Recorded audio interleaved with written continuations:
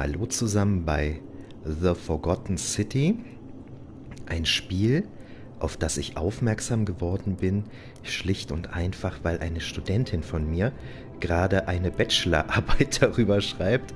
Und als guter Dozent muss ich natürlich, um diese Bachelorarbeit vernünftig bewerten zu können, sollte ich in das Spiel auch mal reinschauen.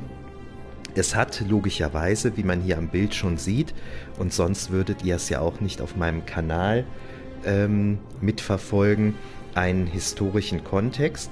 Es geht nämlich darum, dass man durch ein Zeitportal in eine unterirdische römische Stadt gelangt, und da müssen wir einige Geheimnisse und Mysterien auflösen. Ich hatte schon mal so ein bisschen in das Spiel hineingeschaut, das macht soweit einen ziemlich guten Eindruck.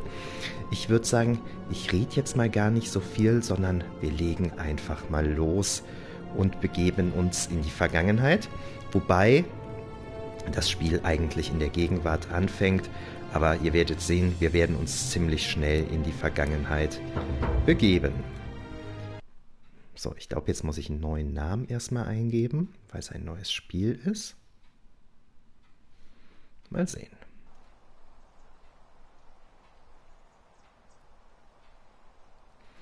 Oh, da fällt mir gerade ein, es geht hier ja um Geheimnisse, Rätsel, Mysterien etc. Das heißt, ihr seht jetzt hier natürlich einiges an Spoilern, ne? Das ist klar. Wir beginnen in der Gegenwart.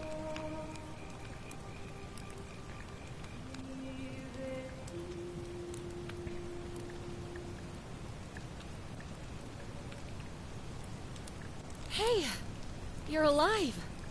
When I dragged you out of the river, I thought you were never gonna wake up. I checked your pockets for ID, a phone, maybe. I hope you don't mind. But all I found was some loose change. So, wanna tell me who you are?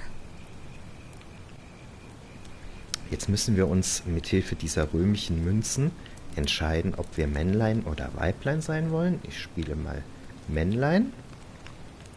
Dann können wir uns noch eine Hautfarbe geben. Und ich gebe wieder einen Spielernamen ein. Ich sagte gerade wieder, weil ich ja schon mal in das Spiel reingeguckt habe. Und zwar benenne ich mich nach einem meiner Lieblingscharaktere aus der Literatur. Wer weiß, wer es ist, kann es gerne in die Kommentare schreiben. Entweder hier bei Twitch oder später bei YouTube. So.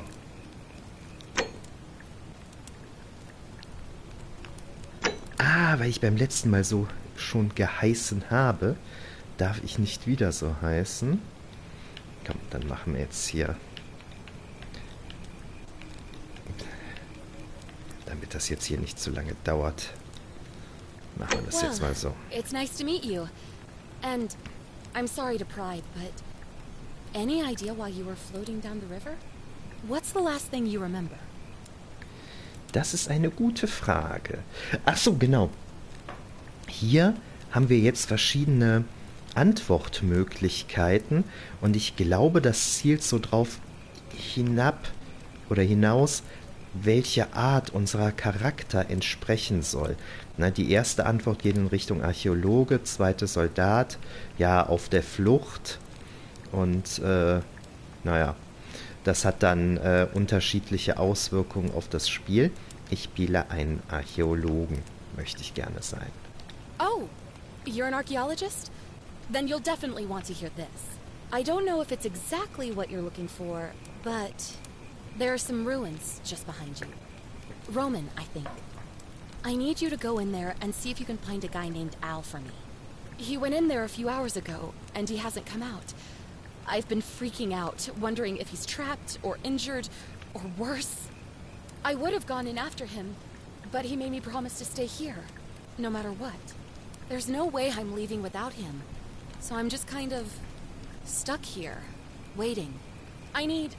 What I mean is, I was hoping you wouldn't mind going in there to find him.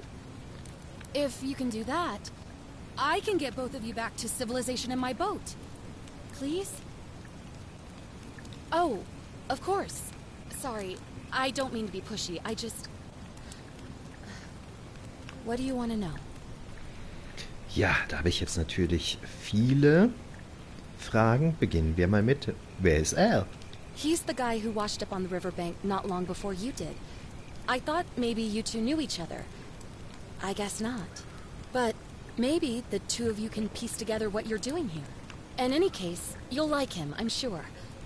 Once you find him, that is. Okay. Ja, wo sind wir genau? You really don't remember? We're in Italy. This river is the Tiber. Mhm. Was gibt's über die Ruinen Not zu much, sagen? really. But imagine what you might find in there. Priceless ancient artifacts.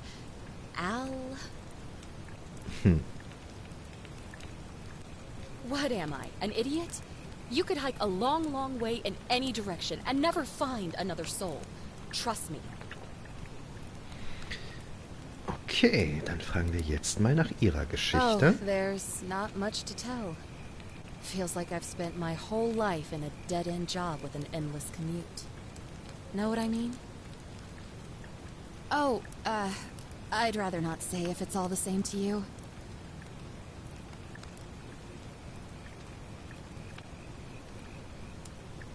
All right, fine.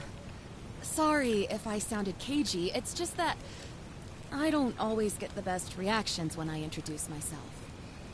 My name's Karen. You're welcome. Always happy to help. Was there anything else you wanted to ask? Nee, dann haben wir alles gefragt. Great. So you're ready to go look for Al? Ja, klar. Thank you. The entrance is just past those columns behind you. Please, hurry. Oh, and he left this here. But I think you'll need it more than I will. Eine Taschenlampe. Sehr gut. Okay. Das hier ist sehr schön. Diese Wegmarker hier, die zeigen uns immer, wo wir hinlaufen müssen. Das ist eigentlich ganz cool. Taschenlampe an, Taschenlampe aus. Das ist eigentlich ganz cool, damit man nicht so lange umherirrt. Lasst uns mal so ein bisschen die Atmosphäre hier aufsaugen. Schöne römische Ruinen bei Vollmond.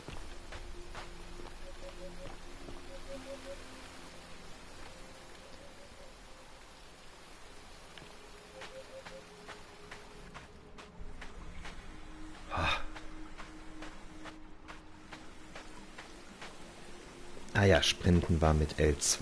Okay, ich erinnere mich. Jetzt gerade sind wir hier natürlich in diesen Ruinen und es ist relativ atmosphärisch. Jetzt gleich, wenn wir in der römischen Stadt angekommen sind, dann kann ich schon mal spoilern, wird das Spiel sehr, sehr dialoglastig. Also lasst uns mal ein bisschen die Ruhe genießen, bevor das gleich hier so richtig losgeht.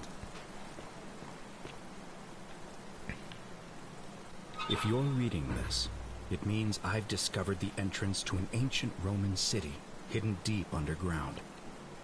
Its existence is long forgotten, all knowledge of it lost, except in the Latin inscription here.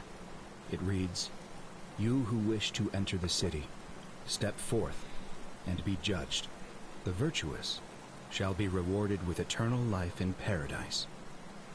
The wicked shall find themselves showered in gold, but in vain, for this shall be their final resting place." Could an underground city have remained a secret for all this time? Could people have survived down there, against the odds? It seems there's only one way to find out. If I'm not back in an hour, I'm somewhere on the other side. Consider this an invitation. Or a warning.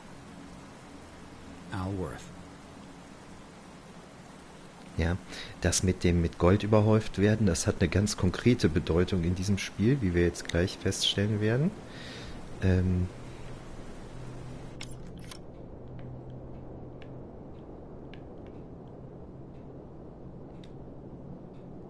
eine lateinische Tafel, auf der steht: Ihr, die ihr diese Städte betreten wollt, tretet voran und ihr werdet beurteilt. Die Tugendhaften... Ach so, ja genau, das haben wir ja eben schon gesehen.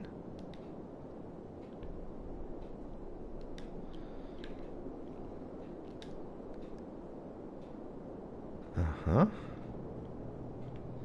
Okay. Ups. Und da sind wir durch den Boden runtergeplumpst. Darum war ich gerade so am Rand entlang gegangen, weil ich wusste, dass der Boden, wenn wir ihn betreten, nachgibt und wir dann durch das Loch fallen werden. Ein altes Bad. Ich weiß nicht, ob die Batterien der Taschenlampe ewig halten.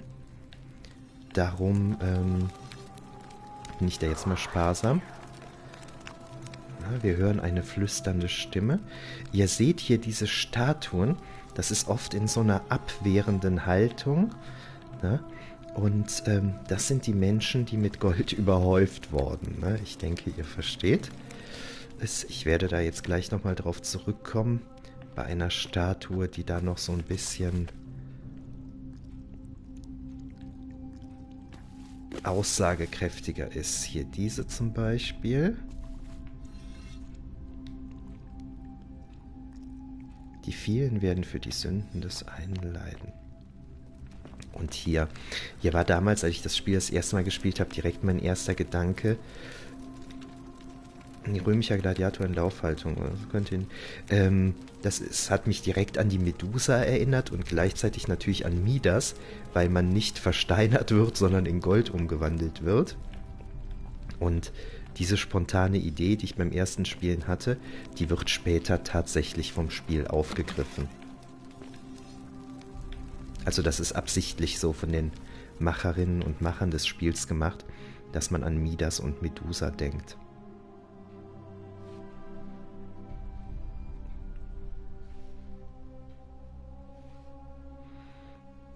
Na, was lädt denn jetzt hier so lange?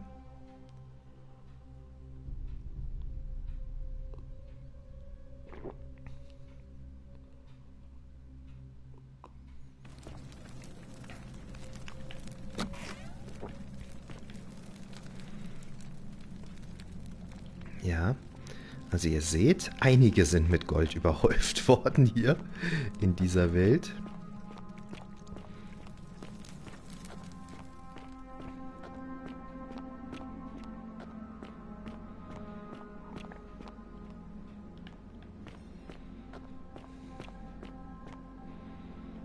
Diese Ruinen.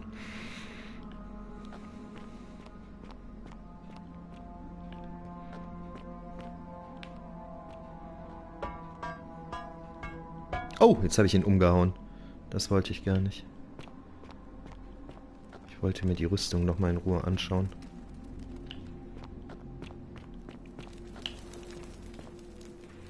Ja, hier, ne, also das war eine gewaltige unterirdische Stadt.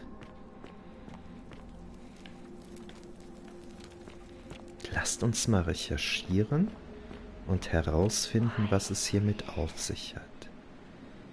Ja, und diese flüsternde Stimme, die hören wir immer. Irgendjemand, irgendetwas versucht mit uns zu kommunizieren.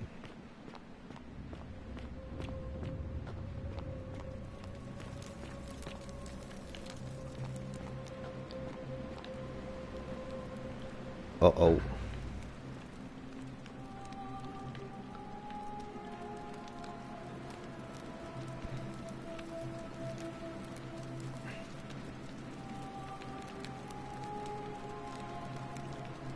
Na, wo ist sie denn? Ist doch irgendwo eine Stein... Ah, hier. To whoever reads this, I'm sorry you had to find me like this. And worse, you'll suffer the same fate I did. I've spent a lifetime in this place, going around and around in circles, searching for a way out. The inscription was right. There is no way back. In here, there are only two options. Death, or that God-forsaken doorway into the past. I made the mistake of stepping through it. I wanted to set things right. And I tried. I really tried. Whatever I did, it took me right back to the beginning. Don't make the same mistake. Better to end it all now. And find out what awaits you beyond that portal. Okay, also eine sehr düstere Warnung. Wir haben L gefunden. Was jetzt natürlich noch eine interessante Information war, er hat gesagt, ein ganzes Leben habe ich hier verbracht. Aber wir wissen ja von der Karen, die wir draußen am Fluss getroffen haben, dass es noch gar nicht so lange her ist, dass er überhaupt in diese Höhle gegangen ist. Das heißt, wo auch immer er gewesen ist, die Zeit ist da anders abgelaufen, als es für uns in unserer Realität der Fall gewesen ist.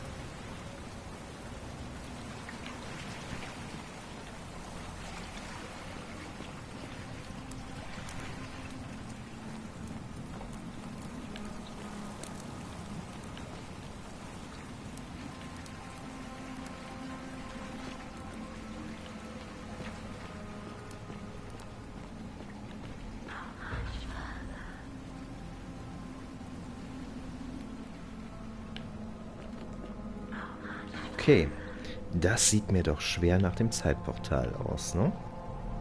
Dann mal hinein. Ui.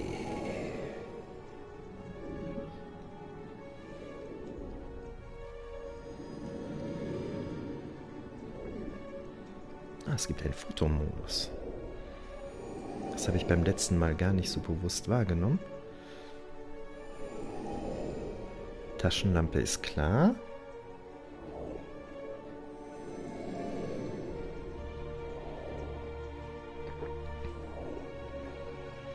Ah, so kann ich die Waffen nehmen. Okay, das habe ich mich beim letzten Mal nämlich auch gefragt.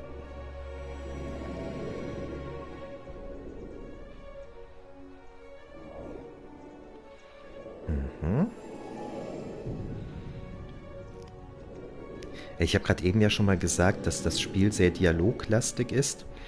Und so werden wir jetzt gleich durch diese ganzen Dialoge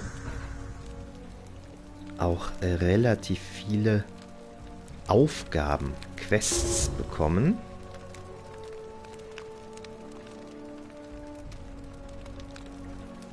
Okay. Also jetzt sind wir in der Vergangenheit und müssen gucken, wie wir in die Gegenwart zurückkommen. Na, also die Ruinenstadt, die wir eben gesehen haben, die sehen wir jetzt in der Antike tatsächlich, in der wir uns befinden. In welchem Jahr wir uns etwa befinden, das erfahren wir gleich. Das will ich jetzt noch nicht spoilern.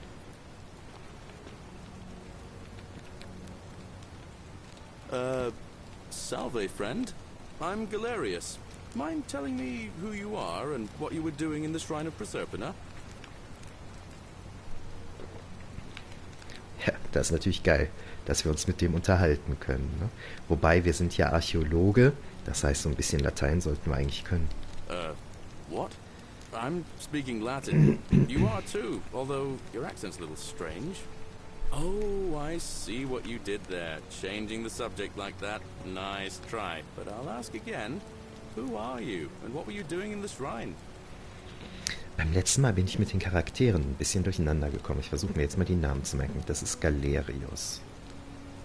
Yeah, you know, agricultural goddess of springtime. You're not from around here, are you? And you've just done it again. You're a sly one, aren't you? One more time. Who are you and what were you doing in that shrine? Ja. Ach, sind wir mal ehrlich. Ich glaube, beim letzten Mal habe ich gelogen. No idea what you're talking about. Oh, wait. Are you a bit, you know, not right in the head? That's all right, friend. Everyone's welcome here. We sort of lose track of the date down here, but it feels like the beginning of spring to me, so I'd say early March? It's 817 AUC. Sorry, you look confused. 817 years since the founding of Rome. Ab Urbe Which part of the Condita. empire are you from exactly?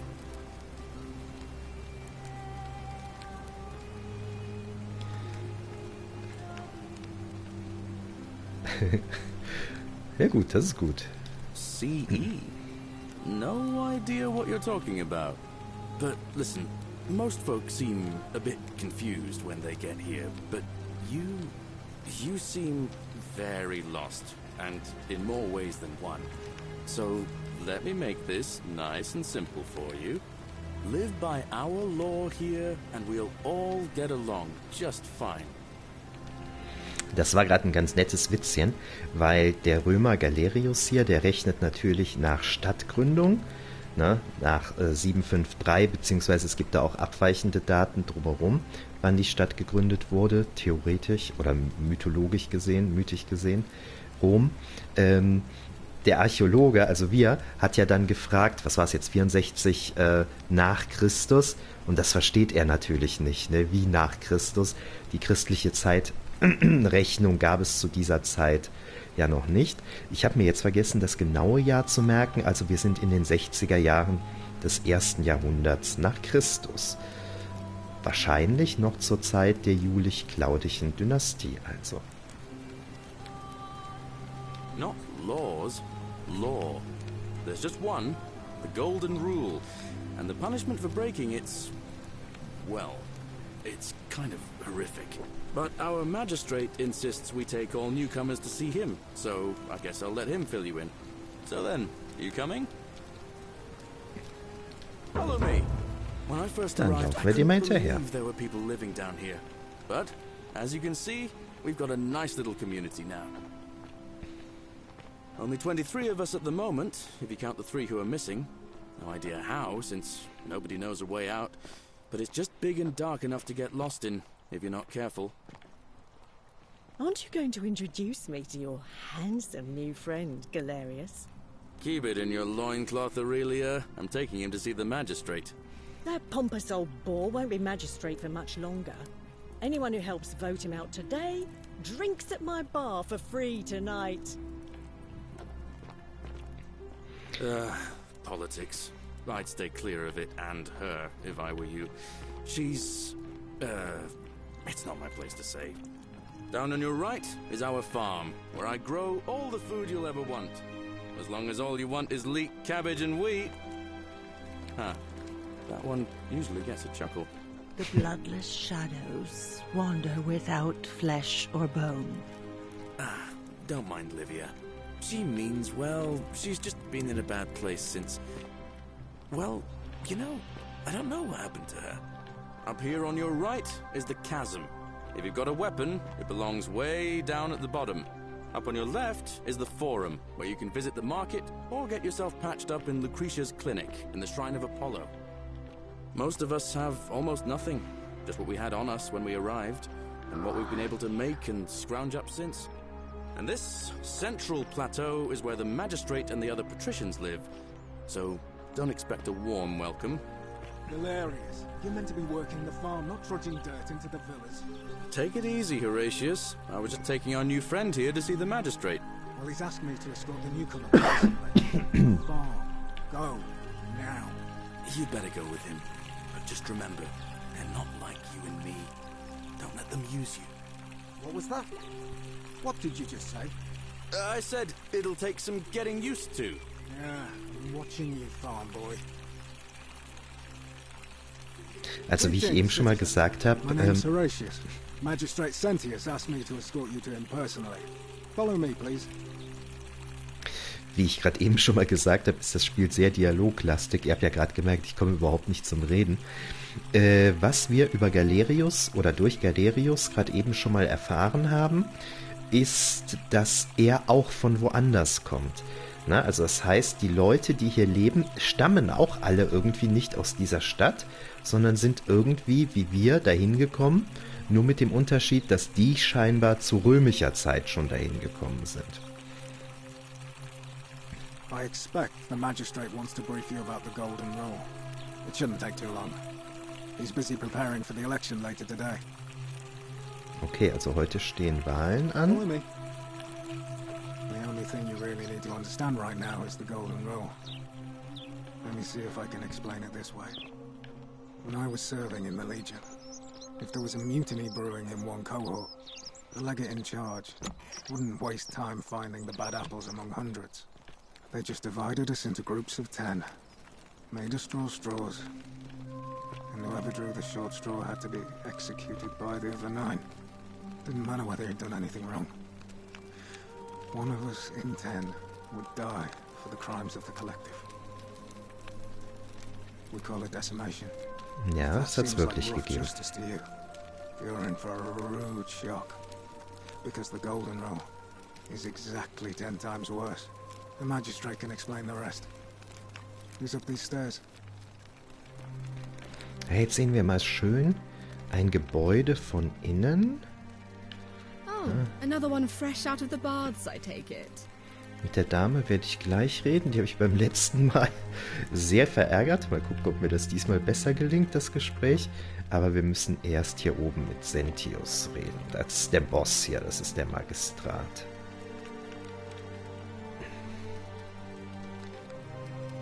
We're finally alone. I assume you already know who I am. May I know your name?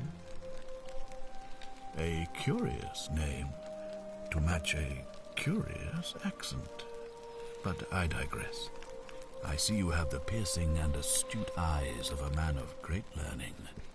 We're always happy to welcome another scholar to our little community. Equitia will be delighted to meet you, I'm sure. Now, you're probably wondering why I summoned you, and I'll get to that. But first, take a look at this wondrous place, would you? A secret city built deep in the mountains, many hundreds of years ago. Okay, also wir sind jetzt in den 60er Jahren des 1. Jahrhunderts nach Christus, wenn diese geheime Stadt vor mehreren Jahrhunderten gebaut worden ist. Ja, sind wir also, keine Ahnung, 300, 400, 500 oder noch früher vor Christus offensichtlich. Indeed. More importantly, consider the miraculous community we've built here over the last 7 months. 22 complete strangers brought together by the fates, living and working together in our own little paradise. And in all that time, not a single sin has been committed. No fights, no theft, nothing. Have you ever witnessed something so extraordinary as a city without sin? Na, also jetzt wurde es nochmal gesagt, alle 22 Leute, die hier leben in der Stadt, das sind alles Fremde, die irgendwie in dieser Stadt gelandet sind und nicht so recht wissen, wie sie hier wieder rauskommen. Nor could I until I came here. But the reason for this miracle is as simple as it is terrifying. If even one person commits a sin here, every last one of us will die. You see, the builders of this place, whoever they were, left inscriptions warning, "The many shall suffer for the sins of the one." From what we can gather, breaking the law here will anger the gods and provoke a terrible punishment. Like the curses of Medusa and Midas combined, turning us all to gold. We've come to call it the Golden Rule. It's extraordinary that we've survived as long as we have, and each day I grow more and more afraid that our time in the sun is almost up. And now it seems that day is finally here. All that matters is that somebody in this city is about to break the Golden Rule. Why else would Proserpina send you now? Unless you and I can stop them, our doom is assured. I know that's a lot to take in, and you look like you have questions. Please, ask away.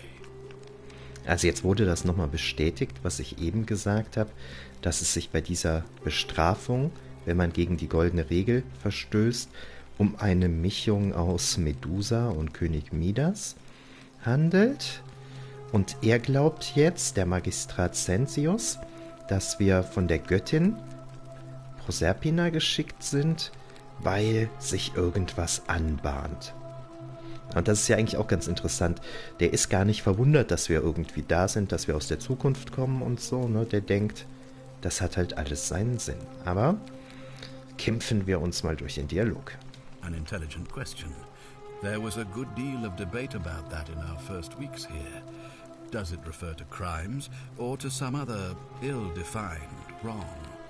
Of course, everyone agrees on the basics. No theft, no assault, and certainly no murder. But beyond that, it was more difficult to reach a consensus.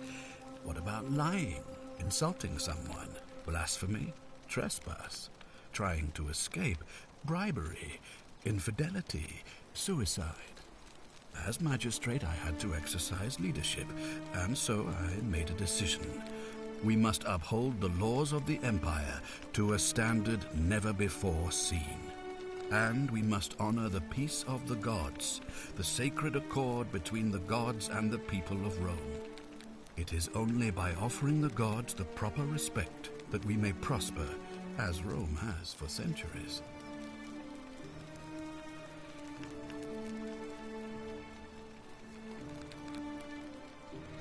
So, jetzt argumentieren wir mal ein bisschen.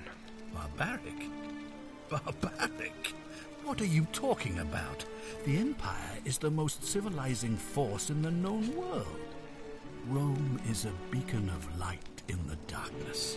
For 800 years she has borne great statesmen, philosophers, poets, artists, and engineers. We have comprehensive laws protecting the rights of our citizens, which have unified countless warring tribes all across the Mediterranean and beyond, from Gallia to Judea. All our citizens are treated the same, regardless of the color of their skin or their sexual preference. Can you say the same? When our people are starving, they are given food rations, and when they are wronged, they have the right to bring the guilty party before the magistrate. Our laws forbid treason, murder, assault, and rape, as well as theft and arson, and so on. No other civilization in the world is so advanced, and you have the hubris to call us barbaric? Nun ja.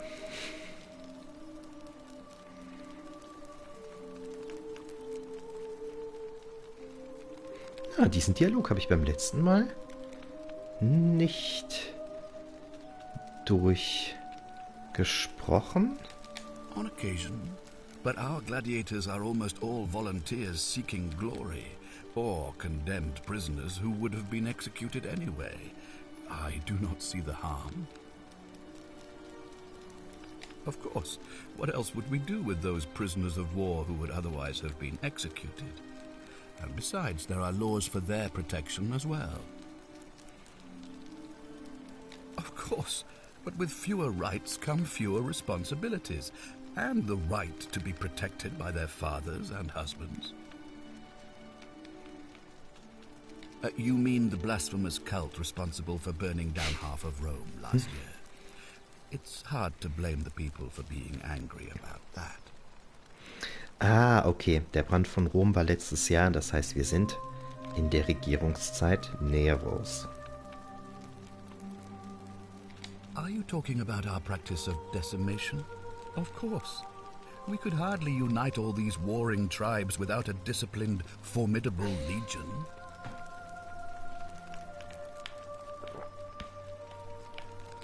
Well, right now, you're a long, long way from home. I have made my pronouncement on the subject. Unfortunately, there are still those here who resist, whispering blasphemous and treasonous lies in the shadows. I would be keeping a close eye on them if I were you. Okay. You see, in my search for a way to save my people, I learned of an ancient ritual to Proserpina, the goddess of the cycle of life and renewal. It's said to open a doorway in time, so that if the unthinkable happens, one person can pass through it and travel back to the past. And when I saw you arrive in a flash of light from the goddess's shrine, I knew that person was you. You don't belong in our time, do you? 2,000 years? That is unfathomable. Please, tell me, in your time, what did you see? What had become of us? of this city. Ja, man soll ja eigentlich nie etwas über die Zukunft verraten. I have imagined it, our downfall, 1,000 times. But it still breaks my heart to hear the truth of it. All I can tell you is that it's a ritual sacrifice to Proserpina. I stumbled across instructions. I have to recite a prayer, and of course, as with all rituals, some sacrifice is involved. Usually that means wine or food, or in some cases a live animal. In this case, the sacrifice is rather more costly. The life of the person performing the ritual. I don't suppose you saw any sign of me in the future? I assume that was me. If I'm forced to perform the ritual, it's going to cost me everything. You'll try to make sure I don't need to use it, won't you? Well, I suppose that's all I can ask for. Well, I believe you're in the best position to go around asking people questions. You're new here, and it'll seem perfectly normal. As for me, well, it pains me to say my attempts to impose order have not earned me many friends. I fear I may not even remain magistrate after today's election. The people here would only treat my curiosity with suspicion. You shouldn't have that problem, though, unless, of course, you get off on the wrong foot. Do you ever stare at a problem for so long that you can't see it for what it is anymore? What's needed here is a fresh pair of eyes. The less I prejudice the independence of your investigation, the better.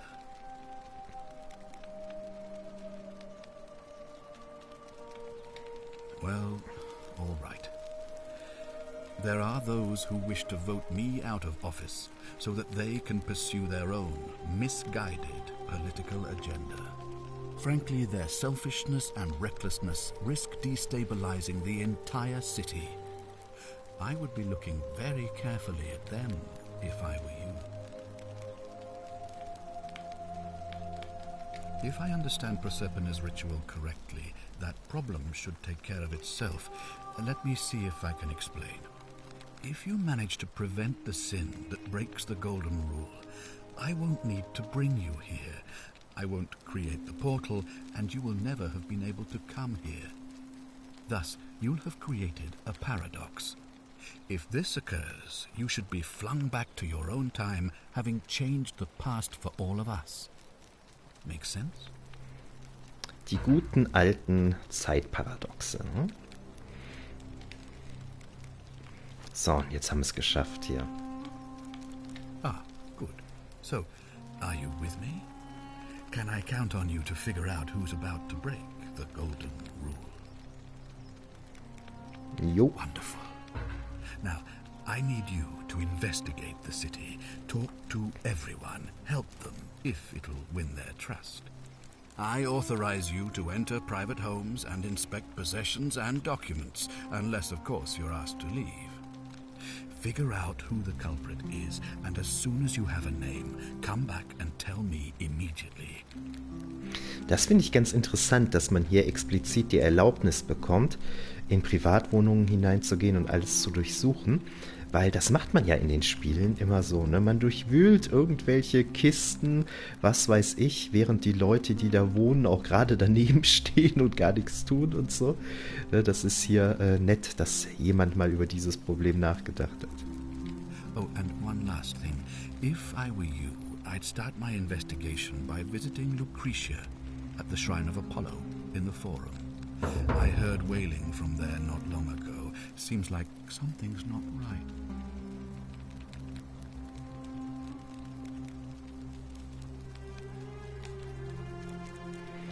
Okay, jetzt haben wir schon einiges an Informationen bekommen. Was ich jetzt gerne mal ausprobieren möchte, ist, was wir eben gehört haben, der Fotomodus. Wie mache ich das denn jetzt? Und wie nehme ich jetzt ein Foto auf? ich das jetzt gemacht? Ausgang, umschalten, Kamera bewegen, Kamera neigen. Ah! So. Ja, egal, das ist jetzt... Wir wollen ja jetzt hier spielen und keine Fotos. Keine Fotos posten, das machen wir ein andermal. Dann lasst uns jetzt hier erstmal ein bisschen im Palast umgucken. Aber ich glaube, hier ist nichts, sondern da unten war ja die Dame, die ich beim letzten Mal ein bisschen verärgert habe. Ah, als ich das letzte Mal mit der gesprochen habe, lag die hier. Ah, diese schönen Mosaiken. Hm? Jetzt steht sie hier. Wer ist das denn? Ugh, I wish Horatius would stop letting barbarians in here. What do you want? Ich glaube, ihr wisst, wie ich es geschafft habe, sie beim letzten Mal zu verärgern. Schön finde ich, dass da immer, wenn man jemanden noch nicht kennt, Fremdling steht, weil man hat ja keine Ahnung, wer das ist. Das sind natürlich alles Fragen, mit denen man total mit der Tür ins Haus fällt. You know, some people say it's the creation of an all-seeing God who's watching everything we do. But what kind of an awful, incompetent God would let my sister go missing on his or her watch? Did you hear that? Curse you, you coward! Where is my sister? What do you have to say for yourself? No response. Nothing. That's what I thought. I'm telling you, this mysterious god of ours has to be asleep on the job. Either that, or, like people are saying, it really is just a children's fable my father is exploiting to frighten us into behaving. Ah, sie ist die Tochter von Sensius und es gibt Leute, die vermuten, dass Sensius sich das alles nur ausgedacht hat, um die Kontrolle zu bewahren. I suppose we will. Ugh, what is it with you people? You heard the rumor that my little sister escaped and figure I must know a way out too. Is that it? Well, that's just a stupid rumor. We have no idea what happened to Scintilla. I wish you mouth breathers would just leave me alone. Ich frage mich ja, ob Scintilla, die weggelaufene, verschwundene Schwester, ob das vielleicht Karen ist, die wir am Anfang am Fluss getroffen haben. Bin ich mal gespannt. I don't know. Can you? Can you tell me how a person could have disappeared from a city with no exits and no crime? Was she snatched away by the harpies? It was 3 weeks ago. We ate our evening meal together, and I remember she seemed happy. In love. We went into our rooms, I went to sleep, and when I woke up, she was gone. That's it.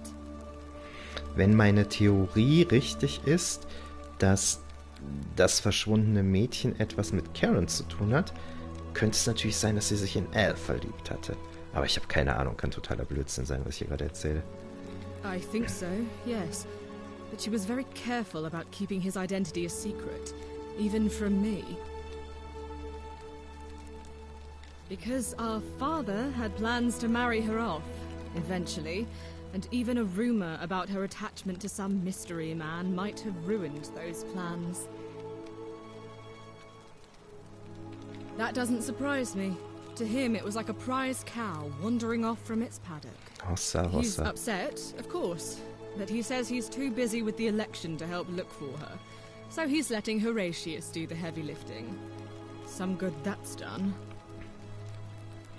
Ja, das ist schon krass, ne? Dass der Vater nicht selber nach seiner Tochter sucht, weil ihm die Wahl wichtiger ist. I don't know, but it's been 3 weeks since she disappeared and he hasn't come forward. That might speak to a guilty conscience. All I know is, whoever he is, he's still here in the city. Ah ja, das ist jetzt interessant, die Frage. You really aren't from here, are you? All Roman women are named after their fathers. I think it's their way of branding us, like cattle to be sold at market. His family name is Sentius, so I'm Sentia because I'm the eldest. And my little sister is formerly Sentia Minor, but she is affectionately known as Centilla. Ja, so ist das zum Beispiel in der Familie der Julia, der zum Beispiel Gaius Julius Caesar angehört. Da heißen die Frauen dann eben alle Julia. Ne, und weil man logischerweise dann in der Regel gleich mehrere hat, müssen die so durchnummeriert werden. Die ältere, die jüngere und so weiter. Ne? Oder Octavia etc. Finde ich schön, dass sie das hier eingebaut haben. Naja, eigentlich sieht die überhaupt nicht entspannt aus. I hope you're not insinuating I'm somehow pleased with her disappearance.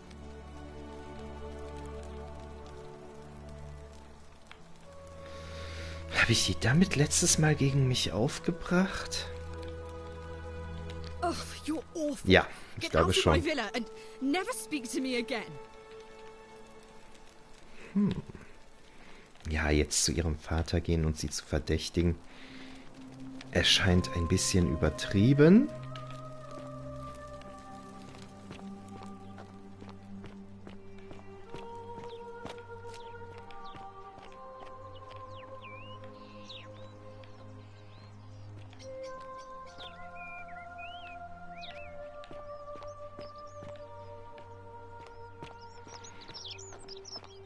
So.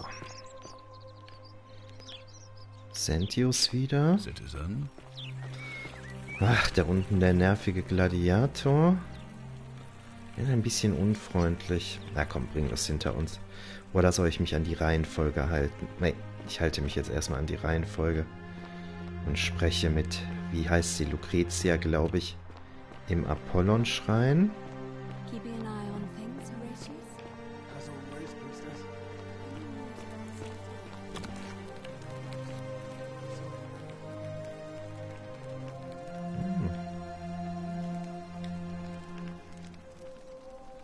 Give me a moment. Sorry I'm such a mess. I just lost a patient and a dear friend. Julia. She was a good woman. She was poisoned.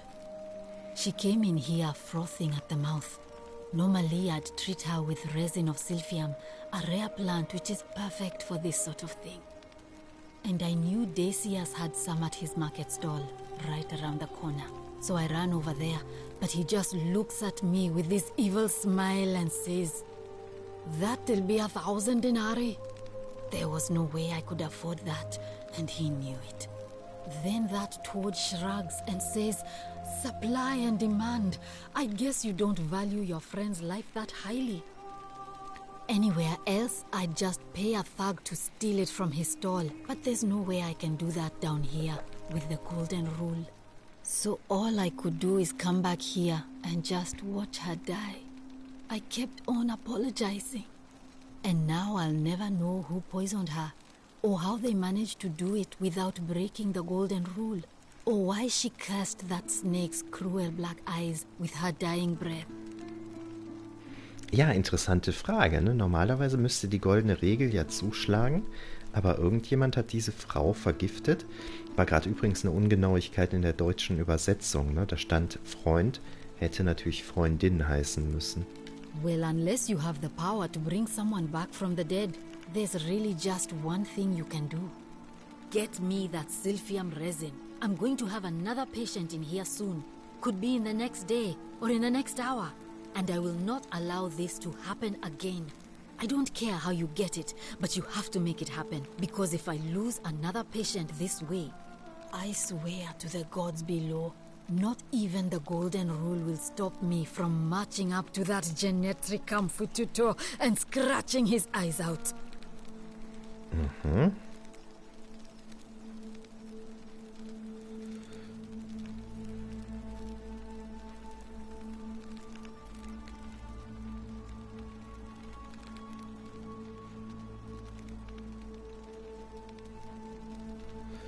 Dann machen wir das doch mal.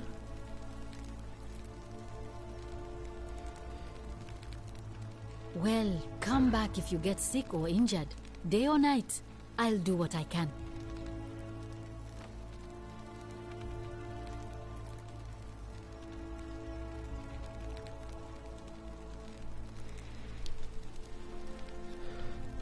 Schöne Apollo-Statue.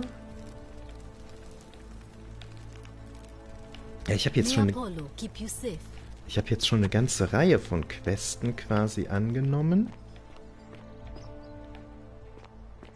Na komm, verfolge ich die jetzt mal. Ich glaube, ich habe beim letzten Mal den Fehler gemacht. Ah. Ich höre immer diese Stimme.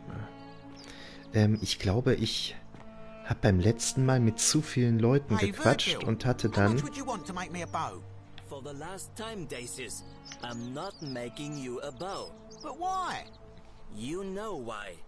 But how am I going to defend myself against someone else with a weapon? There are no other weapons in the city. We all went along with the magistrate's weapons ban, so it wouldn't be an issue. That's why I've got to get in first before someone else beats me to it.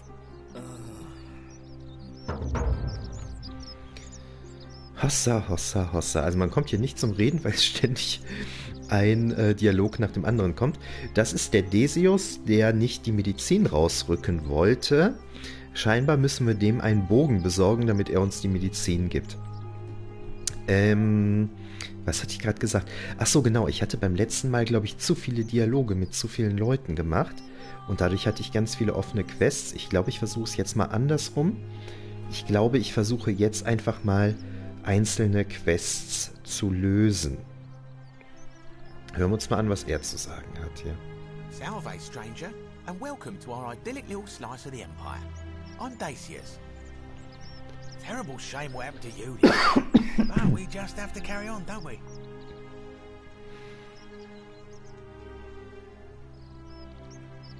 Certainly. All I ask is a reasonable price of 1,000 denarii. That's hardly my concern. But if you get a job, work hard and save your coins, you should be able to afford it within, say, 5 years? Der Witzbold. Die Frage ist, in so einer kleinen Kommune von etwa 20 Leuten, hat Geld da überhaupt einen Sinn? Oh, it's perfectly legal. Simply a question of supply and demand, I'm afraid. Take it or leave it.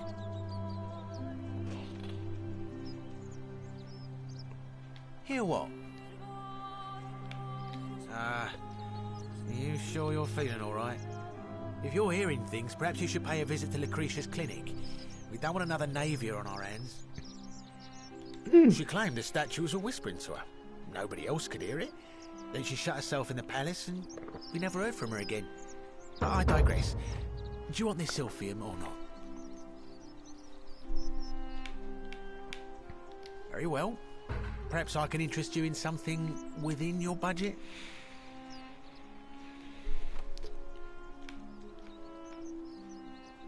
It's terrible for inflation is what it is. There's so much gold just lying around, it's practically worthless. At least down here. Of course, I have an idea for generating real wealth, but what I need is a bow. Just a simple composite bow. I've scoured this city from top to bottom with no luck. But if you happen to find one, bring it to me and we'll talk. Oh, well, technically yes, but that just means you'll need to be a little discreet. Ich meine, ich habe beim letzten Mal spielen irgendwo einen Bogen bekommen. Wenn ich mich jetzt daran erinnern könnte, wo das war. Malleolus. I mean, Sentius couldn't even keep his daughter safe. What hope does he have of protecting us? Certainly. I'm afraid not. If you're desperate, I did hear that Aurelia down at the tavern claims to know of a way out, but I'm not sure I trust her. Some people here are a little shady for my liking. Oh yeah, gotta watch out. Old Dacius has got your back though. Okay. You mean how did I end up here? That is a lengthy tale. All right. Well, you see, I'm in the business of procuring rare and precious objects liberated from the enemies of Rome. Mostly sculptures, vases, the occasional slave, fetch a magnificent price in Roman high society. Had myself a nice little shop in Rome just off the Forum. Lots of foot traffic and close to the docks. Good place to be when the fires broke out. See, about 7 months ago, half of Rome caught on fire. Everyone who couldn't get to an outer gate was running for the river, hoping to escape by barge. So I gathered my coins and some priceless vases into a cart and had my most loyal slave girl, pretty young thing named Acantha, push it for me. All the way down to the river, I'm elbowing for a stampede of people, turning back now and then to make sure she hasn't legged it with my valuables. But, to my surprise, we make it, and I see this barge loading up, and it's so full it's almost sinking. But the captain's happy to take my coin, so I start boarding, and then he puts his hand on my chest and he says, "No, too heavy. The cart or the girl." So I did what anyone would have done. Ja, ich fürchte das andere, ne? Weren't you listening? All my valuables or the girl? I mean, I can always buy a new slave girl if I still have my money. So I put my hand on the cart, and I guess she realised what was happening because those pretty black eyes of hers go all wide. And in one swift motion, she topples the whole bloody thing into the Tiber. No, I dived in after it, of course. Aren't you paying attention? That was a bloody fortune. Only, I guess I must have hit my head or something, because everything went black. When I came to, I'd washed up on the riverbank, not far from here, with nothing in the world but a single silver coin. Also ging es dem nicht unähnlich wie uns eigentlich. So sind wir ja auch hier hingekommen. Thank you, friend. But it turns out it might have been a stroke of good fortune, because this place is a veritable treasure trove. Look around you. There must be more gold in here than in the treasury of Rome. If I can just figure out how to get it out of here.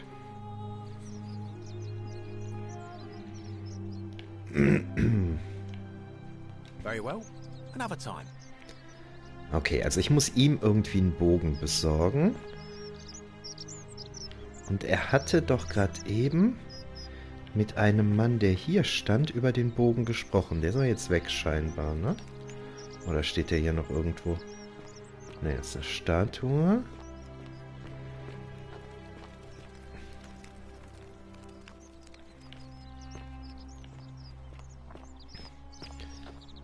Wo soll ich denn hin? Ah, hier ist dieses Medikament, das ich brauche. Das darf ich jetzt natürlich nicht stehlen. Auf gar keinen Fall.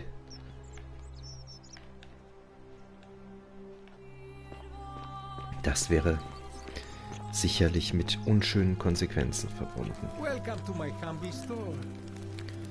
Aha. Greetings, I'm Georgius.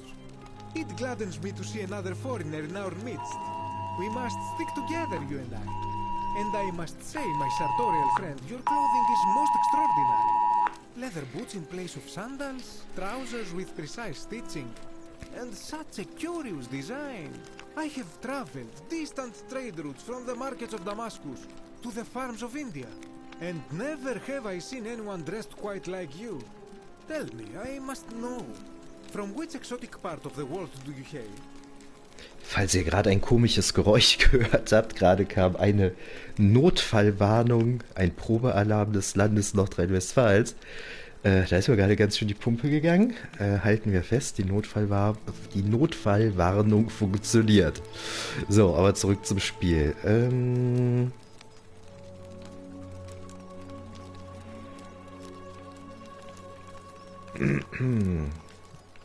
Ja, es stimmt natürlich beides, ne?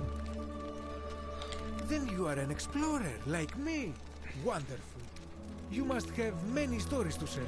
I cannot wait to hear them. We will have much time here to get to know one another. But for now, do you require assistance? I know you do not require clothing, so information perhaps? Information ist gut. Ah, yes. The many shall suffer for the sins of the one. As a Greek, this is nothing new to me. It is how our gods operate. Have you not heard the tale of the god Hades? He was the first to learn this dreadful lesson when he abducted Persephone and imprisoned her in the underworld. When Demeter, the mother of Persephone, learned of this, she did not punish Hades, the guilty one. Instead, she changed the climate of Earth so that it became hot and dry. Nothing grew. The grain turned to empty husks and the rivers dried up. Innocent people died by the tens of thousands until at last the other gods were forced to act lest they have no worshippers left. So yes, we know this rule. This has always been the case. The golden rule has merely brought it into focus. Interessante Ansicht. If we are to survive, I say we must each keep the simple wisdom of Thales of Miletus, first of the 7 sages of Greece, who said, avoid doing what you would blame others for doing. Regrettably, I think you are correct, my friend. For even if 99% of us adopt this principle, that will never be enough. Sadly, no matter how well we protect ourselves, the life's work of many good people can be undone in the blink of an eye by a single selfish act.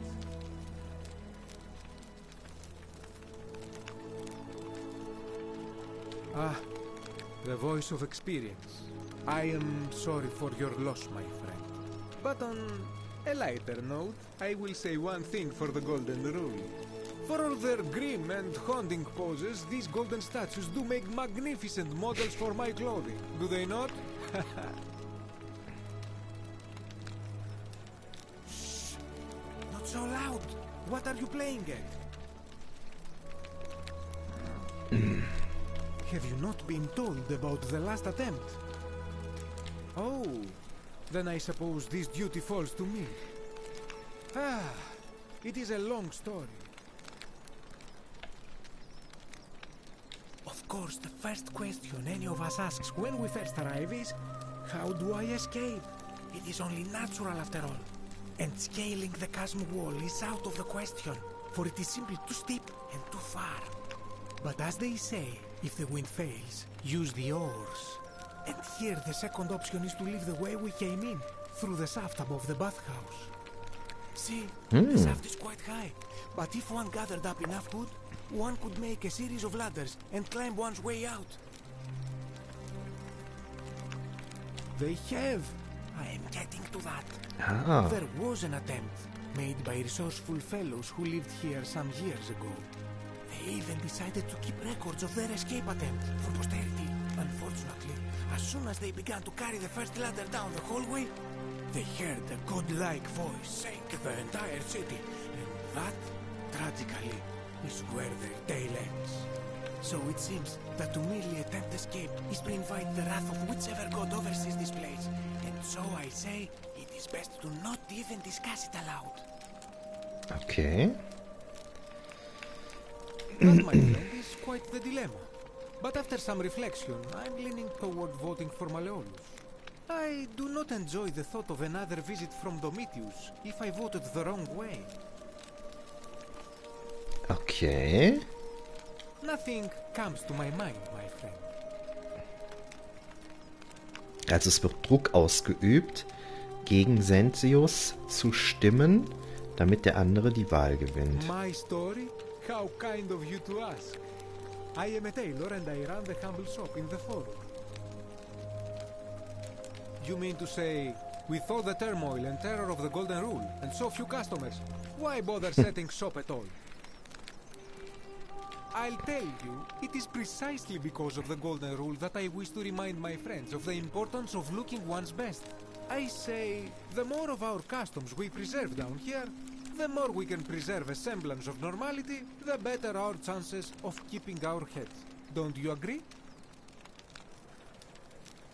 Oh, and there is another reason too.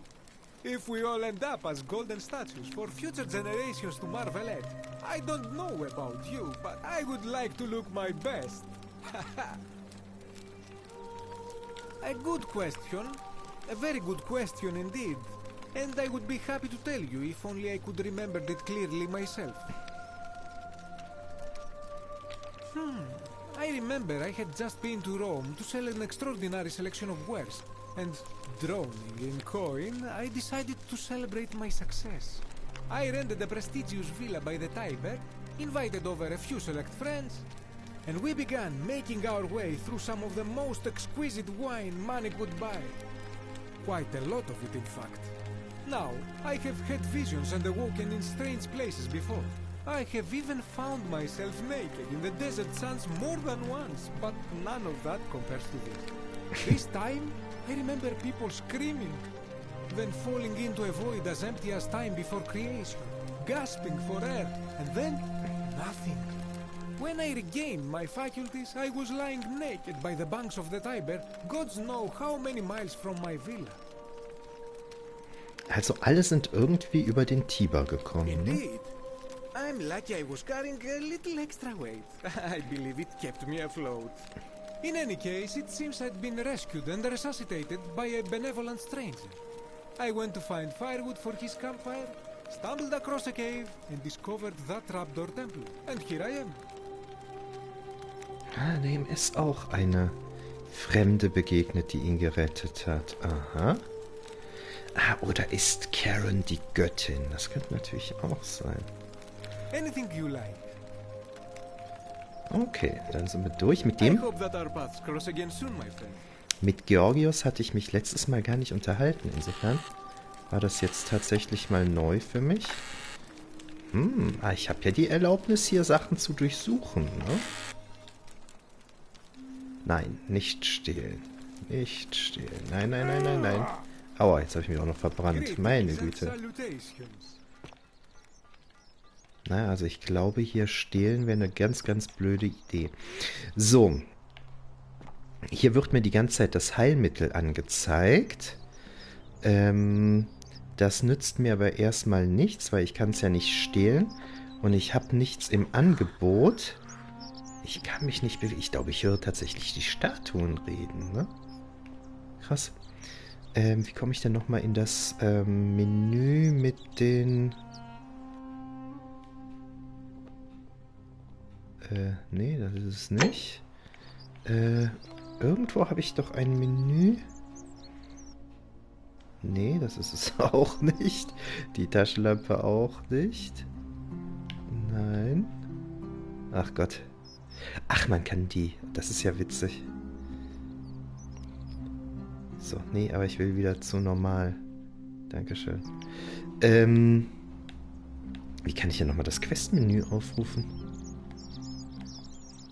Vergessen. Naja.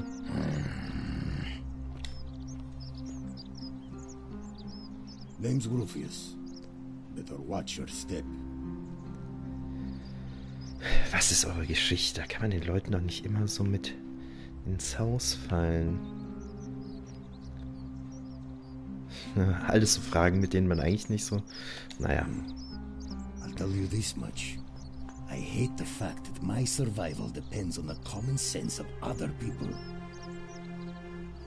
I mean, all these people just bumble along like nothing's wrong. While we're one bad decision away from being wiped out. Like the last lot of people who lived here. Seems like I'm the only one ready for what's coming. Whatever that is. And when it hits, it's everyone for themselves. You've been warned. Ich glaube, da habe ich gerade eben ein bisschen zu schnell gedrückt. Da war, glaube ich, ein Corona-Witz. Ne? Als er sagte, ich hasse es, vom Verstand anderer Leute abzuhängen. Da war, glaube ich, eine Anspielung auf die Pandemie als Antwort möglich. Aber da hatte ich zu schnell weggedrückt. I don't know. But did you ever get the feeling some of these statues are watching us when we're not looking? Like they're waiting for something. I don't like it. Ja. Of course I am. If I did, do you think we'd be having this conversation? Gute Antwort. Meliodas. Not sure I trust Sentius. Couldn't even protect his daughter in a city without sin. How's he going to protect us? No. Can't talk long. Got to stay sharp, but family's from Seleucia on Tigris. Ah. Babylon province. But I've been roaming a long time now. Even joined the legions. The 6th. The one they call Ironclads. Same way as everyone else.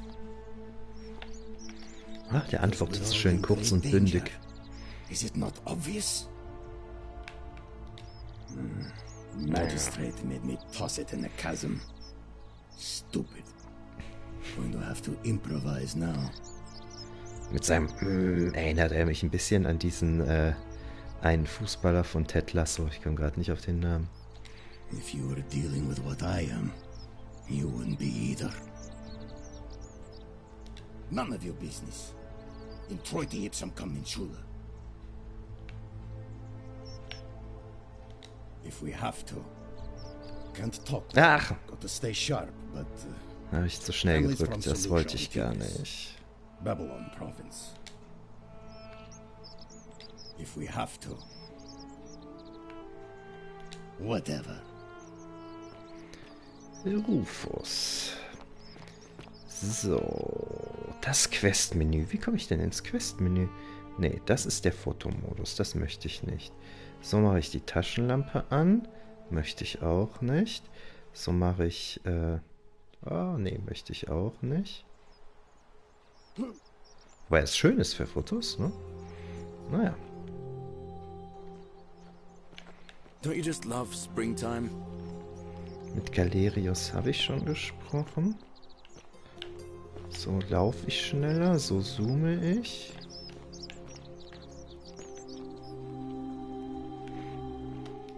Ah! Quests. Das sind die Hauptziele. Das ist das. Ah, das ist das mit dem Bogen. Na? Genau. Markierte Quest verfolgen.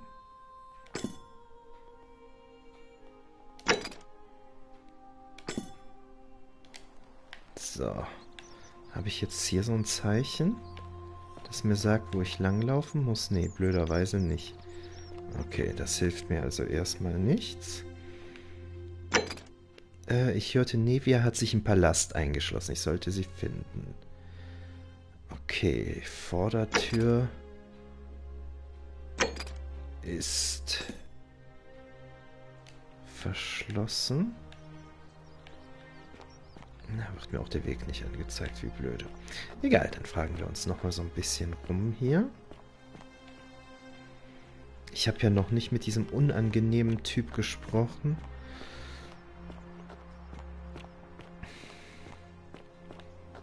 Der die Leute hier einschüchtert. Komm, dann machen wir das doch mal gerade.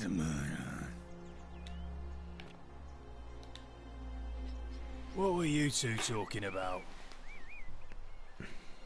Don't play dumb. I saw you. Having a shady little chat with old man Sentius up on his balcony. What's he offering you? Money? Favours? What's your vote worth to him? What? You're throwing your lot in with him for free, then? That's even worse. Mark my words, Malleolus is going to be magistrate by the end of the day. And if I tell him you sided with that feeble old has-been, that you've been trying to undermine his hard-won victory, you'll have picked the wrong patron. Got it?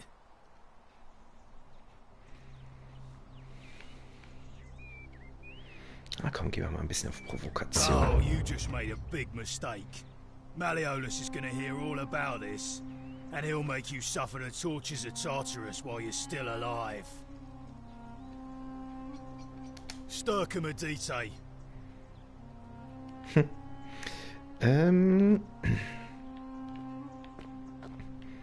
So, aber irgendwie gelebte Demokratie. Aber wie wähle ich das denn jetzt aus?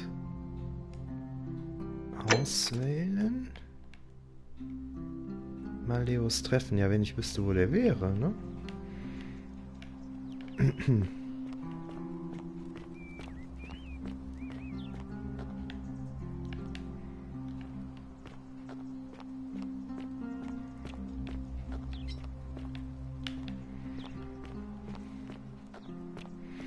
Ah, mit dieser Wirtin muss ich noch reden, fällt mir gerade ein. Warte mal, wo war die denn? Das da oben ist wieder Sentius, ne? Genau da hinten muss die sein.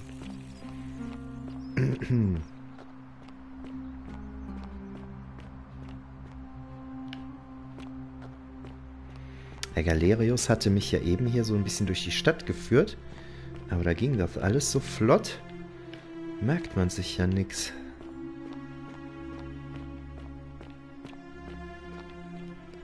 Das ist der Apollo-Tempel.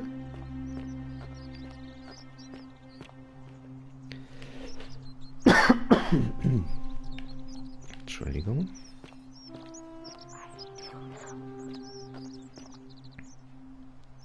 So, da ist er wieder. Okay, warte mal, ich muss mir mal gerade wegen meines Hustens etwas Neues zu trinken holen und lass währenddessen mal diese schöne Aussicht hier.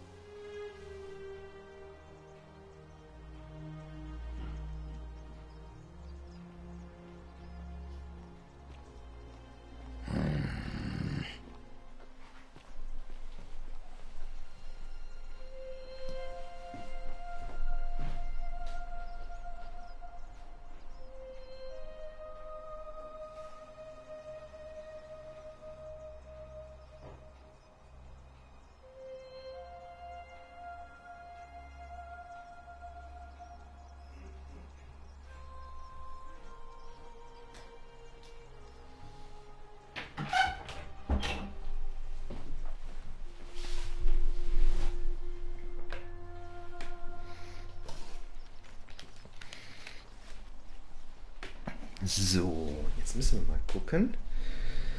Wie geht es denn jetzt hier vernünftig weiter?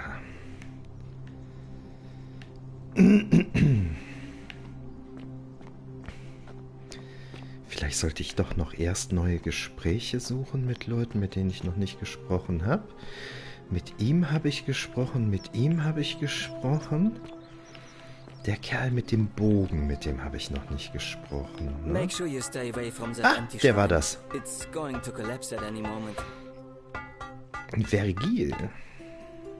A new face. Ich erinnere mich. Welcome to a little community. My name's impossible to pronounce for most people, so you can just call me Virgil. You arrived on a sad day, friend. What with Julia's death? I wish we could have met under better circumstances. Mit diesem Akzent ratet mal, wo der wohl herkommen mag. Stammt der wohl aus Deutschland, beziehungsweise ein Germane?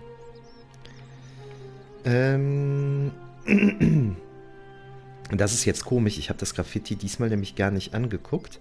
Beim letzten Mal habe ich mir das angeschaut, also draußen ist ein Graffiti an die Wand geschmiert, wo man sich über ihn hier lustig macht. Und jetzt erklärt er uns, warum. Oh, it means someone thinks I'm a sinner, and that I'm going to break the golden rule. Look, I haven't done anything wrong, if that's what you're thinking. Somebody just has a problem with my preference for male company. Hey, nothing gets by you, huh? Sorry, that was mean. Yes, I like men. And when you grow up in the north, as I did, in the city of Noviomagus, you expect a bit of hostility.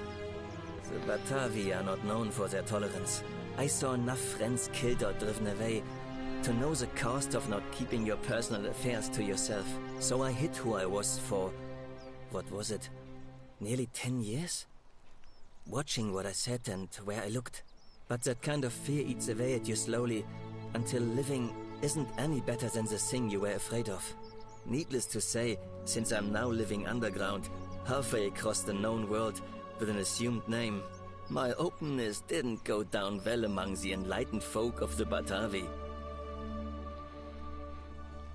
Das ist natürlich eine Geschichte. Ja, aus Speyer kommt er übrigens, ne? Den Ort, den er eben nannte, das war Speyer. To say, but not necessary.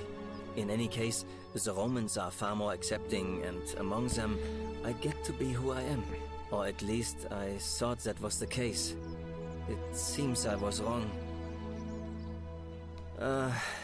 It's not just graffiti. I have quite a collection of handwritten notes too.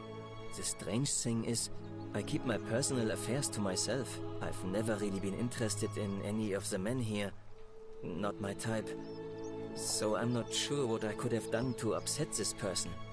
If I had to guess, I'd say it's probably one of those cultists. Strange bunch. They insist there's only one God, and that he considers my nature a sin. Can you believe that? If there are any of them here, they won't admit it. Not since they supposedly burned down half of Rome last year and went into hiding. All I know is, if these threats keep escalating, eventually my secret admirer is going to cross a line and break the golden rule. Er redet von den Christen natürlich, wenn er die Kultisten meint, die für den Brand Roms verantwortlich gemacht werden. Really? I didn't expect that. But thanks. It's always a pleasure to meet someone so selfless. I'm glad you arrived when you did. I'd start by figuring out who the cultists are. Or maybe ask around among the merchants here. Someone who lives or works in the forum must have seen something. But if you find them, please don't hurt or humiliate them. I suspect they're just confused. Come back and let me know what you find.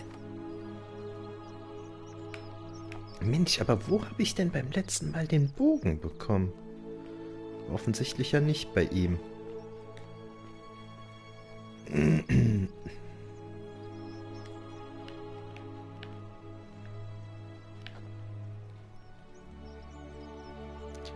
Schaufel.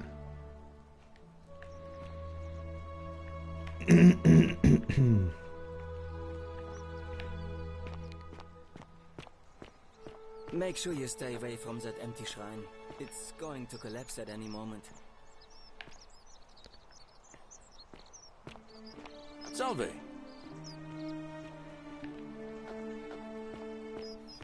You look well, my sartorial friend. Wieso soll... Ah, der hat gesagt, ich soll mit den Händlern reden. Hello again, my sartorial friend. What is on your mind?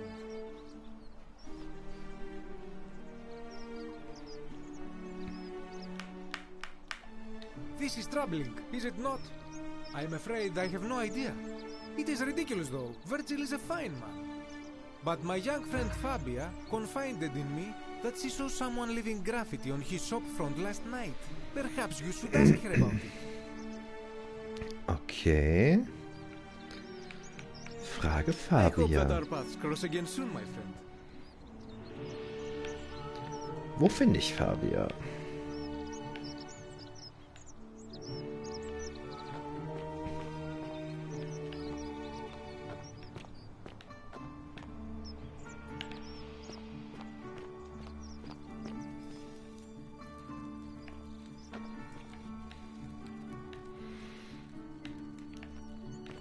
Obwohl ich jetzt schon zum zweiten Mal hier bin. Also beim ersten Mal habe ich ja nur eine Stunde gespielt. Ich werde versuchen, euch zu helfen. Flüstert die Statue. Okay. Ich habe immer noch so ein bisschen Schwierigkeiten, mich hier zu orientieren. You have to do something. A man arrived in the baths. A real nasty sort, with his face all covered up. And he's got a weapon. You have to do something, or he's going to break the golden rule.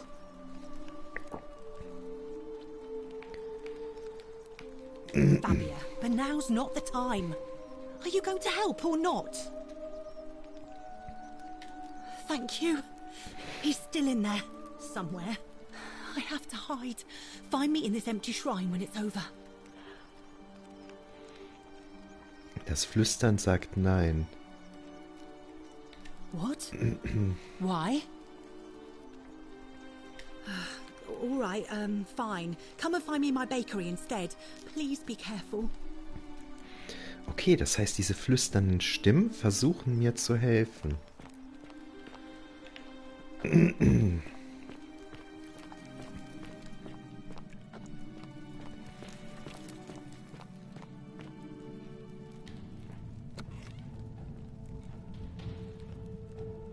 Stop right there. I'm looking for Tiberius Quinctius Crispus, otherwise known as Quinctius. Do you know where he is? Ich glaube, den kenne ich noch gar nicht, ne? Nee.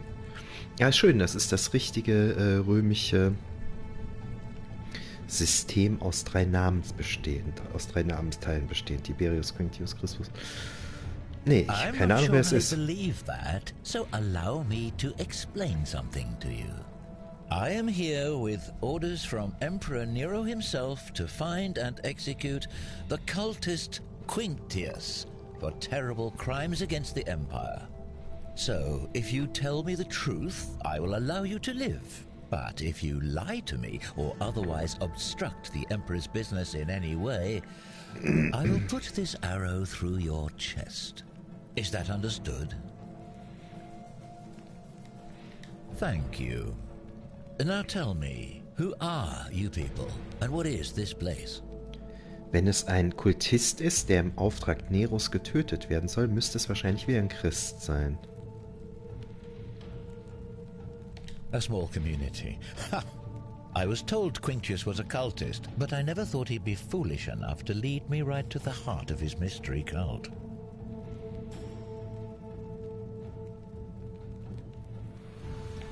Oh, don't play coy with me. I don't care if you're worshipping Bacchus, Magna Mater, or Christ. You lot are all the same to me. Always sneaking off to your secret sanctuaries, indoctrinating each other with your little mantras. The Emperor may have tolerated your activities up until now, but after what Quinctius did, those days are numbered. Ja, es war gerade interessant, ne? Da ging es jetzt um die Christen einerseits und andererseits wurde da ein Bezug zum Bacchanalien-Skandal hergestellt. Das ist schon spannend.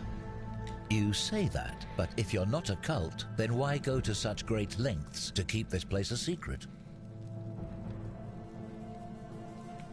So you admit you're not allowed to leave.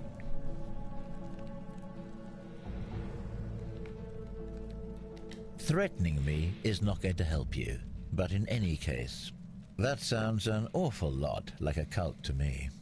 And I saw the inscription saying, "The many shall suffer for the sins of the one." I take it this is some kind of mantra you all believe? A distinction without a difference. You've clearly been indoctrinated into this nonsense. Now tell me, where did you lot get enough gold to make all these statues? You lot are practicing human sacrifice too. You people disgust me. Oh Gott, indem ich hier die Wahrheit sage. Oh Gott, oh Gott, oh Gott. Na. Yes, yes, because I'm the real villain here. It's all clear to me now. The secret sanctuary, the indoctrination, the mantra, the human sacrifice.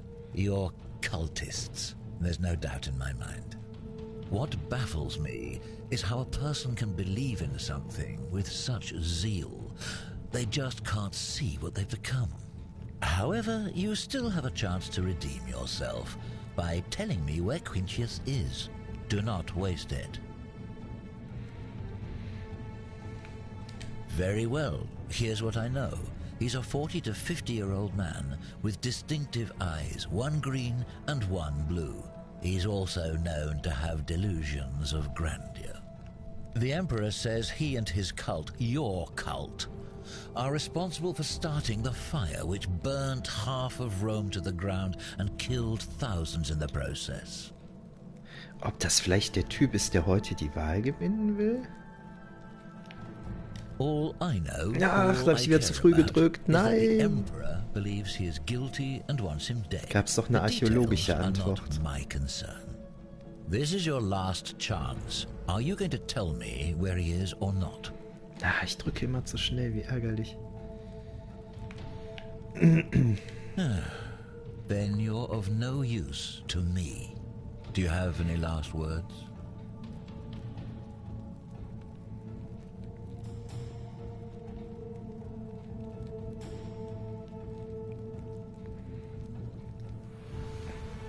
Well, I'd say that's rather convenient, since I was planning to kill you all anyway.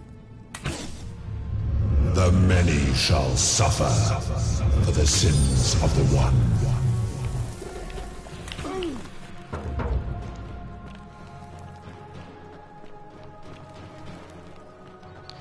Schnell weg, bevor die... Ah, nein, nein, oh Gott, Gott, überall Statuen, die auf mich schießen. Das Problem ist ja, einer begeht eine Sünde und dann schießen die auf alle. Oh.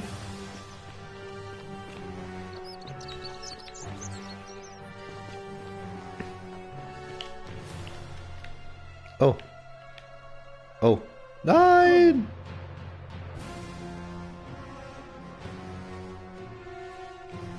Ach, das war aber jetzt doof.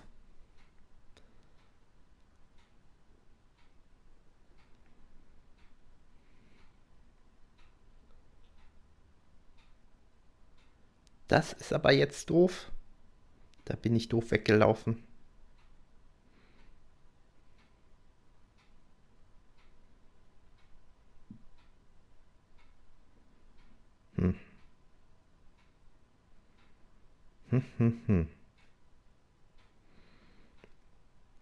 Ich hatte so eine Angst, jetzt in eine Goldstatue verwandelt zu werden, dass ich einfach nur gelaufen bin und dann war ich irgendwie an eine Stelle geraten, wo ich nicht mehr zurückgekommen bin. Aber es ist jetzt auf jeden Fall interessant zu wissen, man kann sterben, indem man Löcher runterfällt oder Abgründe runterfällt.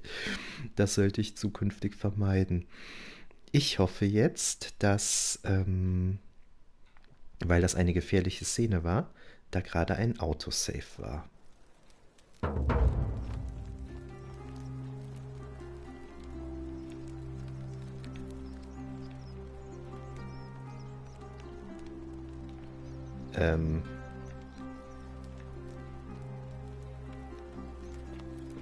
Ach, das ist jetzt vor der Badeszene wieder, ne? Na egal, klicke ich mich jetzt was schneller durch die Dialoge.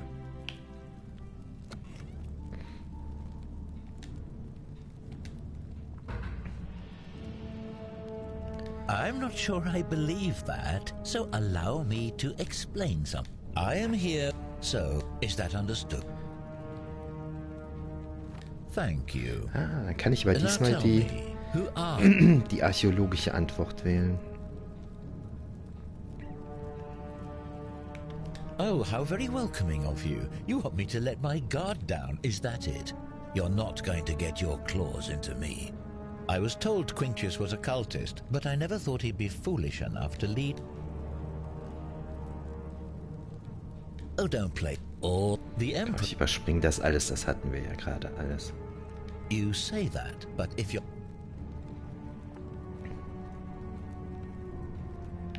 So you admit you're not allowed to leave? Threatening me, that's and I saw the... a distinction without a difference. You've clearly been in... Now tell me, where did you look? You lot of practice... Yes, yes, it's all clear. What baffles me, however...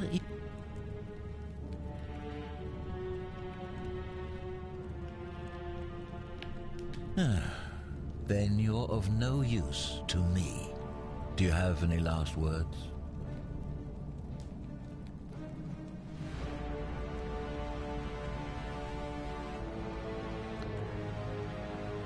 And there's a simple explanation for that. I lied. But if you want to know the truth before you die, here it is. Once I'm done with you and Quintius, I intend to kill every last one of you wretched degenerates. And I can think of nothing I'd enjoy more. So. The many shall suffer for the sins of the one. Und jetzt laufe ich etwas cleverer weg.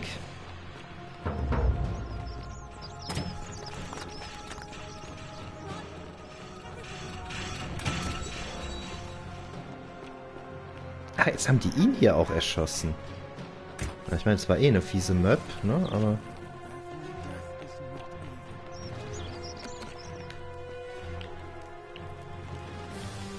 Oh, bin ich jetzt hier erstmal in Sicherheit? Hier sind keine Statuen, ne? Okay. Okay. Ja, was passiert jetzt? Es ist alles noch so schwarz-weiß. What did you idiots do?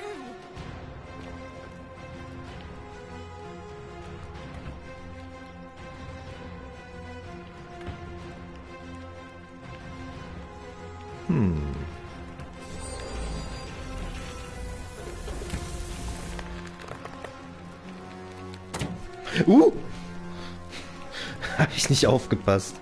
Eieiei. Gott, wie komme ich denn jetzt hier wieder raus?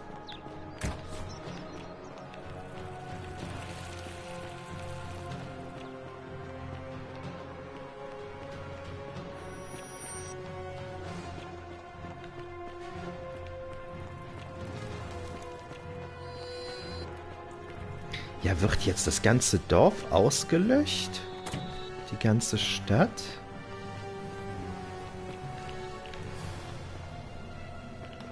Ah, Sensius, ja, der ist tot, ne? Okay. Ja, ich glaube...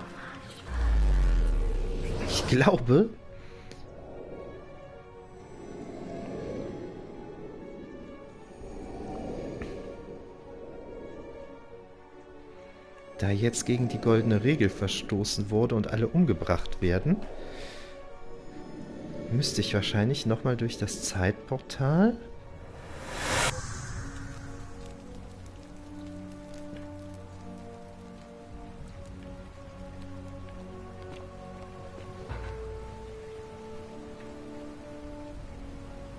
Folge Sensius zurück zum Schrein und gehe erneut durchs Portal. Habe ich gemacht. Okay. Salve, friend. I'm Galerius. Mind telling me who you are and what you were doing in the Shrine of Proserpina? I don't think so. I've never seen you before in my life.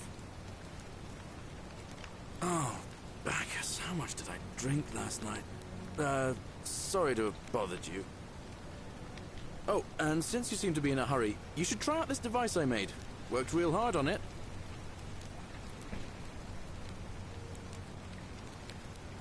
Okay. Just attach the pulley to the rope over the lake and hang on to the handles. If it works, it'll be faster than walking. And if it doesn't work, worst thing that can happen is you'll take a swim in the lake. I haven't quite summoned the courage to test it myself.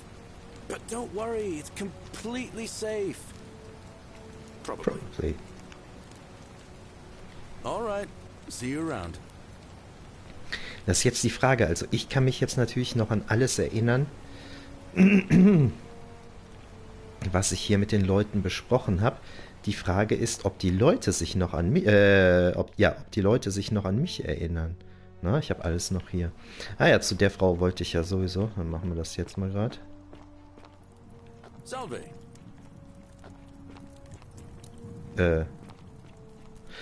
Die Livia. Mit der muss ich auch noch reden. Just as the ocean accepts the rivers of all the world, so this place accepts all the souls. But it does not notice the crowds that come. The bloodless shadows. This is their punishment. Bloodless Shadows, damit die Schatten der Unterwelt gemeint sind? They never do. There is only a downward path, gloomy with fatal yew trees. It leads through dumb silence to the infernal regions. Help me. You cannot help me. I have seen things. A pattern, a terrible pattern. It is better for you if you remain ignorant. Pandora's box must stay closed. I'll say no more. The bloodless shadows wander without flesh or bone. Some crowd the forum, some the house of the ruler of the depths. Others follow their trades, imitating their previous lives. Ob sie suggeriert, dass alle tot sind, die hier sind? The newly arrived are ignorant of the road before them. Ja, ich glaube ja, ne? Ich glaube, sie will sagen, dass wir alle tot sind. Ah, die Frau habe ich doch hier gesucht. And lets out his threefold braying. Livia, would you stop muttering like Medea over a cauldron? You'll scare away my customers. They follow their trades, imitating their previous lives, but they are ignorant. This again. You're in a world of your own, aren't you? Mhm. Ah, you're here. I'm so glad you decided to visit. I'm Aurelia, and I hope I'm not being too forward, but the moment I laid eyes on you, I was intrigued. There's a light in your eyes I've never seen before, a certain learning and sophistication.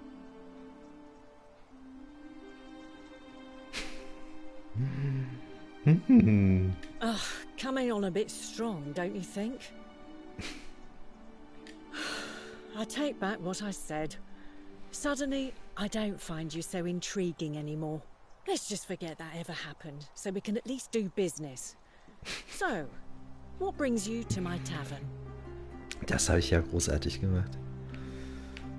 I just try not to think about it. Drink helps with that. As the saying goes, to drink is human, so we drink. Certainly, for 10 denarii.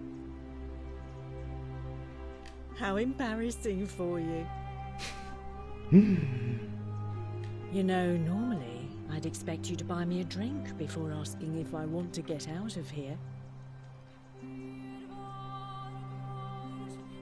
Straight to business, huh? I can work with that. As a matter of fact, I do know a way out. I'm happy to tell you all about it, but this is valuable information we're talking about, and I don't just give it out like some cheap oracle. So, how badly do you want it? Ah, schon wieder 1000 Is it Denare. worth, say, 1,000 denarii to you? Simple. It's a one-way trip, and I'm not ready to go just yet. I like my life here. One day, maybe, but not now. I think of it this way. I have something of value, and I'm willing to share it for a price. That's not unethical. That's just good business. Now, do you want it or not?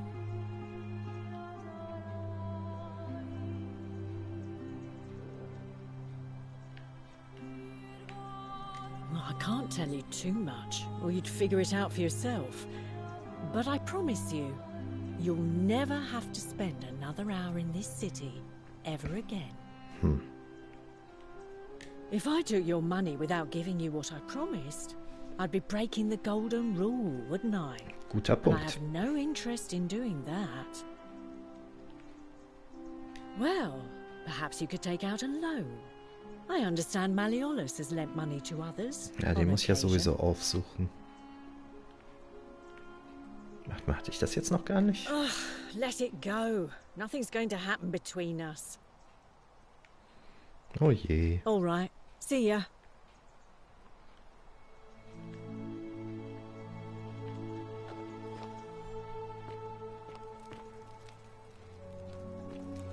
Ixion turns. Ich werde versuchen, euch zu führen. Okay. Er sieht durch ihre Augen. Durch die Augen der Statuen? Oder durch wessen Augen?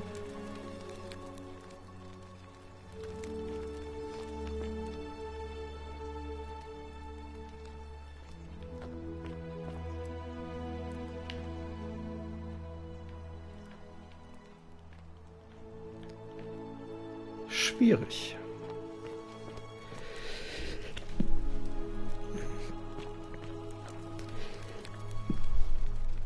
You, Tantalus, cannot catch the drops of water, and the tree you grasp eludes you. Ah, überall diese...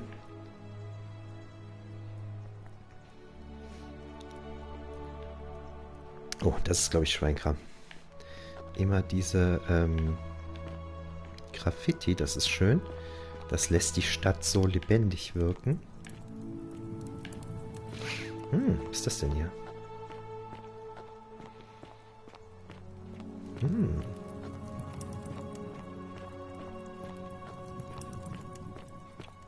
Ach.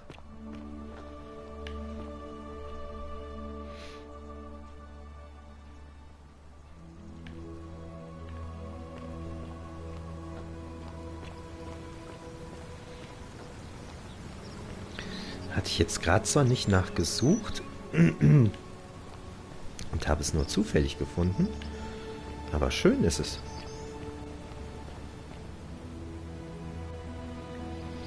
Also diese goldenen Statuen, die dann hier überall so rumstehen, das sind also Menschen, die gegen die goldene Regel verstoßen haben, bevor die Menschen, mit denen ich jetzt hier bin, hier hingekommen sind. Ne? Die haben ja eben gesagt, diese Stadt, er hört durch ihre Ohren zu, diese Stadt scheint schon ein paar hundert Jahre alt zu sein, während die Leute, mit denen ich hier rede, die sind ja der Meinung, erst seit...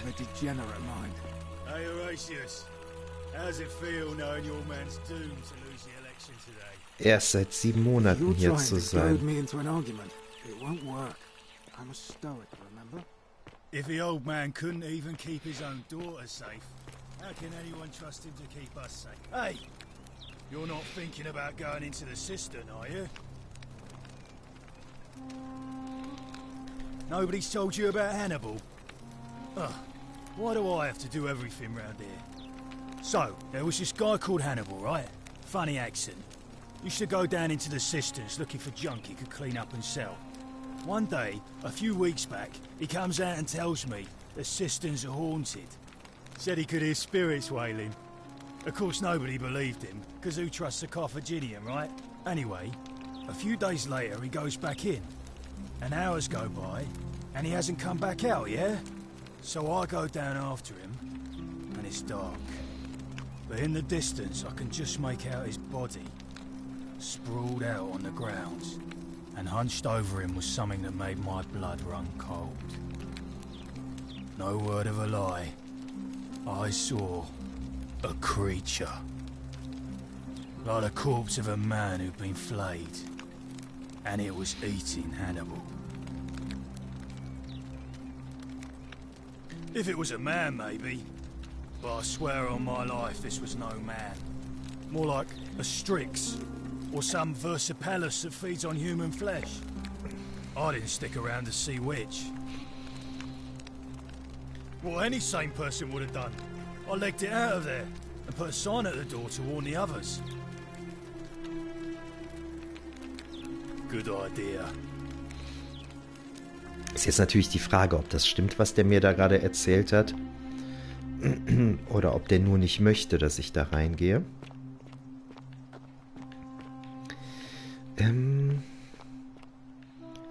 Ich vermisse noch mit einer Person. Mit ihr habe ich, glaube ich, vergessen zu reden. And may Vesta watch over you. I'm Equitia. To what do I owe the pleasure of this visit?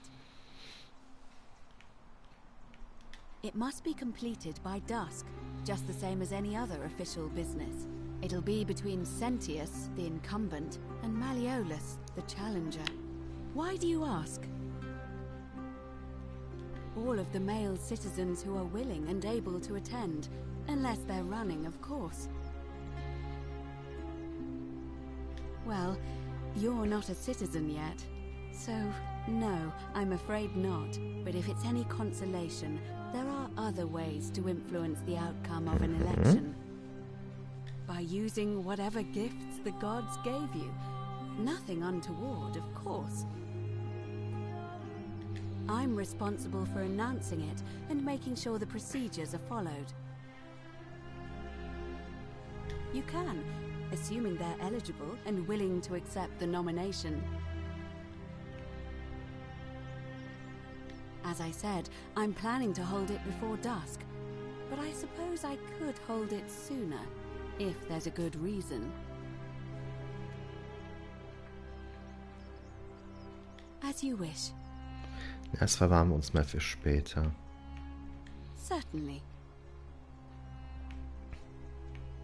I'm quite sure it's the work of the gods, which is strange because they've never been particularly concerned with our misdeeds, as long as we've kept the peace of the gods. We asked for blessings, for good health, bountiful harvest, military victory, and in return, we offer praise, wine, incense, or animals. But here, it seems they require much more of us. I find myself reminded of an especially pertinent tale from our great poet Ovid in his epic Metamorphoses. Would you like to hear it? It is rather long. Wonderful. It goes like this. Baucis and Philemon were an old married couple living a humble life in a small town.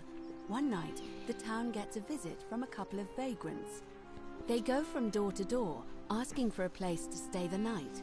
Of course, being vagrants, they're turned away sharply from house after house, 1,000 in all, until finally they come to the little cottage where Baucis and Philemon lived. Now the kind old couple had very little to offer, but nevertheless, they invite these strangers into their house and offer them food, wine, and a place to stay. Immediately the guests make themselves at home. They begin gulping down the old couple's wine, so much so that Baucis, the old lady, begins to worry they're going to run out. And then she notices something strange. Her wine pitcher keeps refilling itself, as if by magic, realizing only a select few possess such powers. Says to her husband, Philemon, "I think these men are gods in disguise." Immediately the couple begins apologizing for offering such coarse wine, and the vagrants metamorphosize and reveal themselves to be Jupiter, the king of the gods, and Mercury, the trickster god. They confide they didn't mind the meager offerings. They were just pleased that someone in the town offered them hospitality. Then Jupiter says to them, "You have passed our test, but everyone else in this city failed, so we are going to destroy this place and everyone in it, except you, who we will grant a wish." So old Baucis and Philemon escape up into the mountains safely, and they receive their wish, which is for eternity together.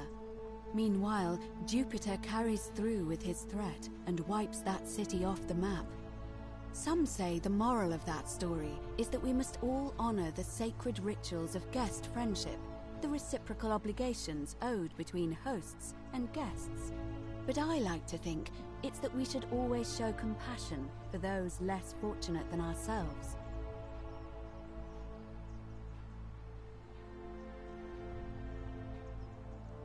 I'm pleased to hear it. Das ist schon sehr schön, wie viele Geschichten, Anekdötchen und Details die Spielemacherinnen und Spielemacher hier in dieses Spiel eingebaut haben. Das ist nicht schlecht. I don't, I'm afraid. It seems to me we're exiled here until the gods judge us, one way or another. Oh my. I take it people are quite direct where you're from. I suppose it's quite charming in its own way. Usually, however, you wouldn't simply march up to a Vestal priestess and without due formality or courtesy ask, "What is your story?"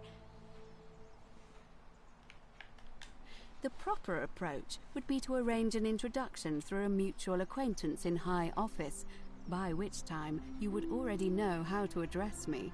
And then you would find a way to satisfy your curiosity rather more indirectly. But to be honest, I've often thought what an unnecessarily formal way to communicate that is. So, let's do it your way. You just keep being yourself and ask whatever you like. It'll be a refreshing change. You really don't know? You are from far away, aren't you? Well, I am one of the priestesses, charged with keeping the sacred flame in Rome's shrine of Vesta burning. I take it you know who Vesta is? Ja, wissen wir natürlich, aber lassen wir es uns erklären. Goddess of hearth and home, and the guardian of the Roman people. Put simply, I tend to the temples, ensure their sanctity is preserved. Why? So that we continue to honor our gods, invite their blessings, and not bring their wrath down upon us, of course. It's vital that we keep them appeased and remain in their good graces. You know, I'm not entirely sure. But what about you? How did you end up here? Karen, you say? And nothing about that name seemed odd to you?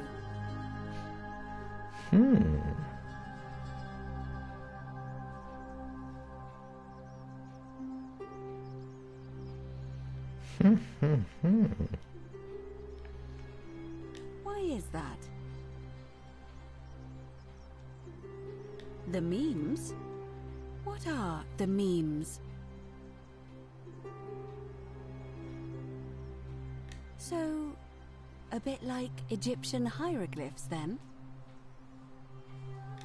So your people make hieroglyphics depicting this accursed character, the one they call Karen.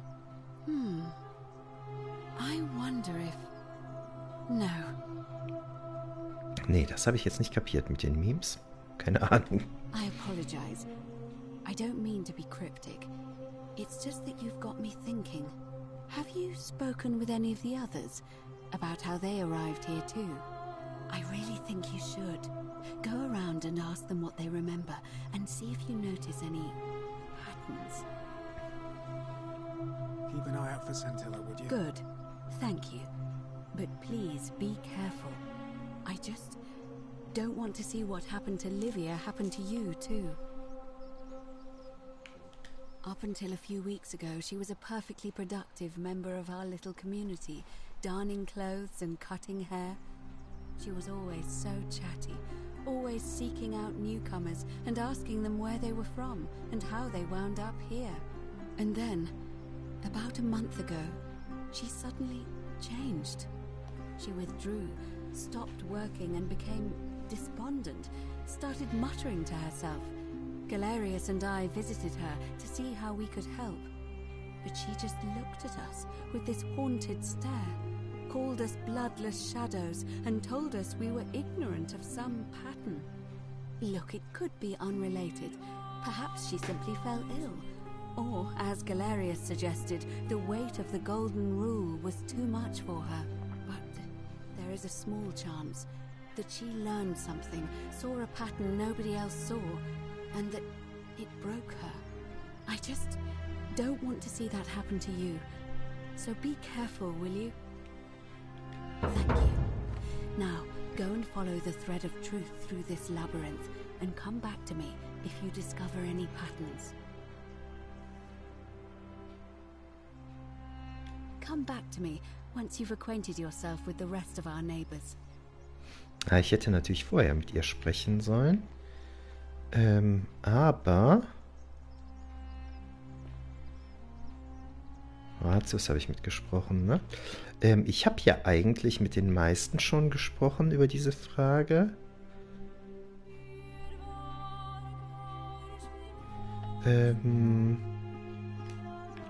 Also was die Geschichten ja gemeinsam haben, ist, es hat immer was mit dem Tiber zu tun. Immer mit Gedächtnisverlust.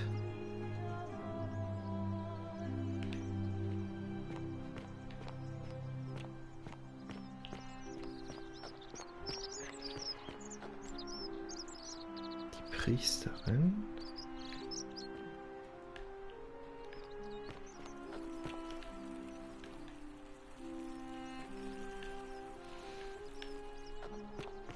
Knifflig, knifflig, knifflig.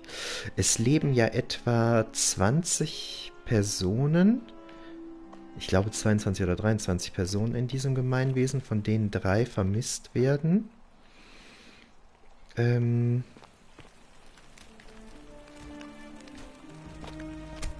ist jetzt die Frage. Sucht einen Bogen. Ja, mache ich ja die ganze Zeit.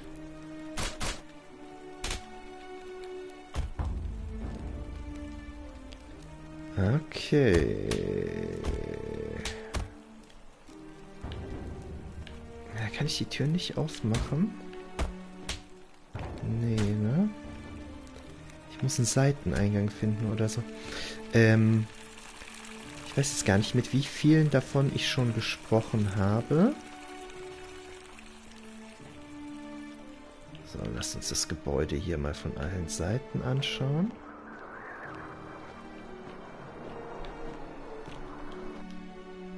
Na, wie hüpft man denn? Ah. Ja, jetzt habe ich nicht aufgepasst, was die flüsternde Stimme mir gesagt hat. Room with a view. Wo zeigt die Frau denn hin? Mhm.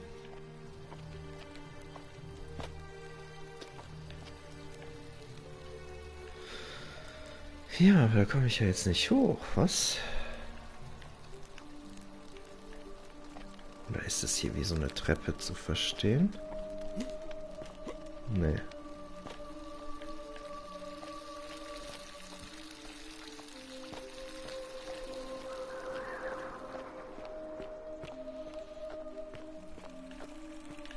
Ist hier etwas, wo ich hochklettern kann oder so?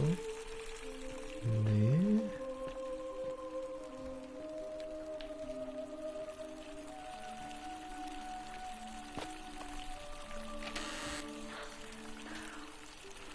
Ein Pfeil, 10 Pfeile. Okay, endlich mal was gefunden. Das habe ich bisher vielleicht auch so ein bisschen vernachlässigt, dass ich mehr in Kisten und so reingucken sollte. Ich habe das nicht gemacht, weil ich Angst habe, gegen die goldene Regel zu verstoßen und alle umzubringen, wenn ich was klaue oder so. Aber naja. Nee, also hier sehe ich jetzt erstmal keine Möglichkeit reinzukommen. Jetzt haben wir das Seil.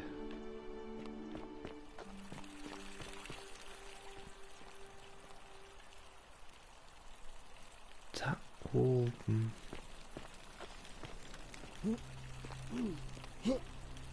Nee.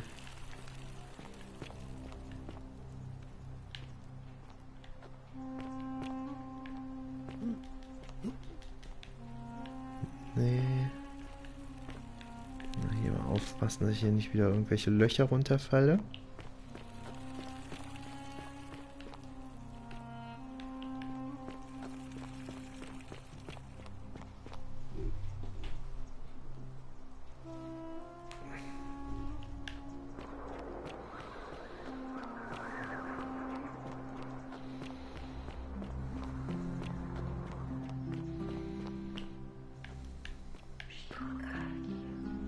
Sie wird euch führen.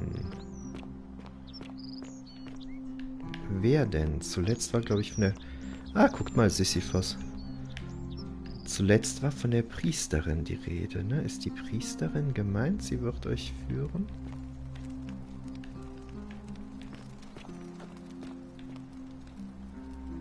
Es wird gespeichert. Oh oh.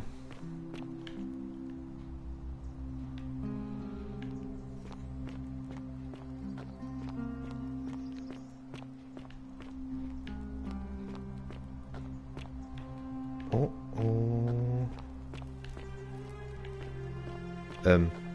Was? Bin ich jetzt hier an der Tür vorbeigelaufen oder was? Ah, da. Ah, hier kann ich natürlich runterrutschen mit dem Seil, das ich habe. Ah, Leute, mit denen ich noch nicht gesprochen habe. Salve, friend. I'm Octavia. Welcome to life under the golden rule. It's a ghastly thing, is it not? How are you faring so far? Ah, another stoic, perhaps. We all need something to help us through times like these. We've all been where you are now. I remember when I first arrived. I used to lay awake at night contemplating the big questions. Why am I here? Is there a way out? What is the golden rule, and who or what is responsible for it? I still don't have any of the answers, I'm afraid. I don't think anybody does. But I'm happy to share with you what I've learned. Das ist gut. The many shall suffer for the sins of the one. I think about those words a lot. I'd like to think that if we all love our neighbours as ourselves and do to them as we'd have them do to us, then we'll all be fine. But on the other hand, I was always taught the intent of man's heart is evil from his youth, and that all of us are born with a tendency towards sin. And that's where I get stuck. Is it true? Are we born with a tendency towards sin? Puh. If that's true, then sooner or later, things are going to end badly for all of us down here. Unless, of course, there's some kind of divine intervention.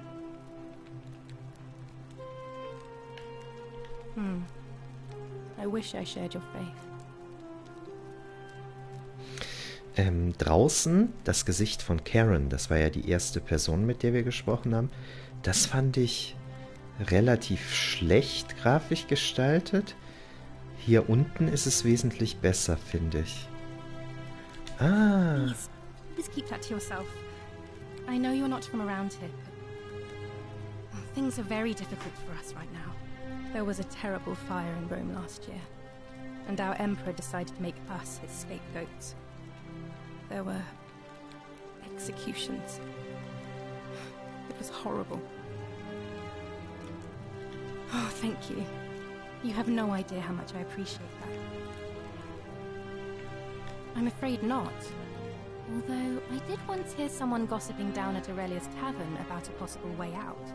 I don't put a lot of stock in such rumours, but if you're desperate and wealthy, you could look into it, I suppose.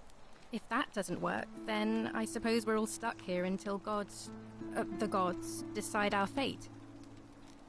I hope it works out. Here, in this place, the magistrate has me earning my keep by cleaning and pruning the gardens. It's not quite how I expected my life to go. I used to live in a lovely villa on the banks of the Tiber. I was even betrothed to a handsome young man from a prominent family. But long hours of menial labour for the good of the community has its own charms too, I suppose. Oh, much the same way as many of the others. When the fires came to Rome, 7 months ago, Immer vor 7 Monaten. my family and I fled for the Tiber. Immer der Tiber. Hoping to escape on a barge. Und ich glaube, We es were kamen among alle the aus fortunate Rom. ones with enough coins for passage, but unfortunately, there were a lot of desperate people, and they boarded before we could depart. A scuffle broke out, and I was pushed overboard. The last thing I remember was the water, rising up to hit my cheekbone. I woke up by the river, near that shrine, and stumbled across this place. Ah, sehr gut. Oh, that's all right. I'm sure it's all part of God's plan for me. If you like. right, well, it was lovely to meet you. I look forward to getting to know you better over the coming months. And if you ever... I can't believe this is how it ends. Oh no. No. Oh. No. Orpheus, what are you doing? Get back from there. If you lose your balance, you'll fall. That's the idea. What? Why? Why would you want that? Why do you think I'm stuck for the rest of my life working for a man who treats me like an animal? I know things are hard for you right now. They're hard for all of us. We're all in this together, Ulpius. Please just think this through. If you do this, it could be the sin that seals all of our fates. Is that what you want? I'm sorry, but I just don't care anymore. Please, Ulpius. Help him. If he goes through with it, it could be the end for us all. I don't know what to do. I've never had to deal with this sort of thing. Please, you need to talk to him. Thank you. And please, choose your words carefully. Ja, kein Druck aufbauen, kein Druck aufbauen. Let me guess.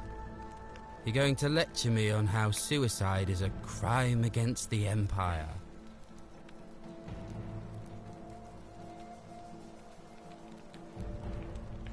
I screwed up my life.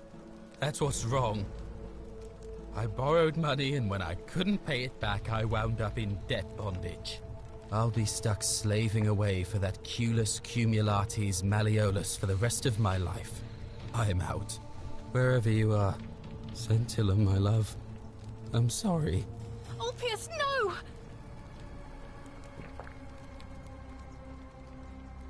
Oh Gott. I can't believe he went through with it. Oh Lord. That poor lamb.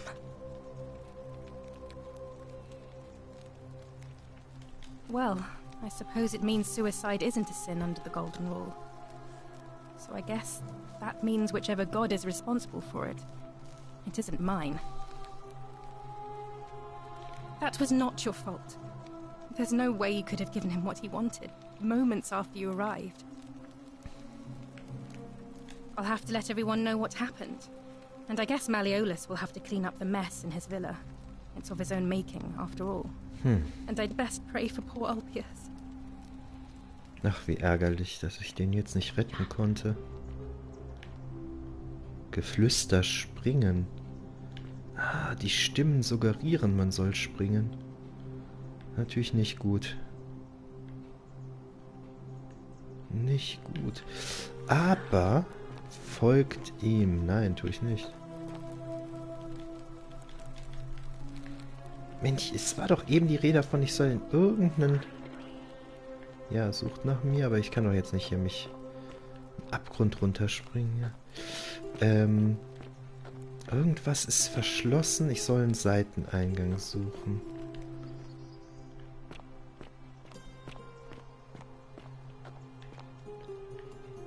Nee. Aber ich habe doch jetzt den roten Faden, ne? Genau. So.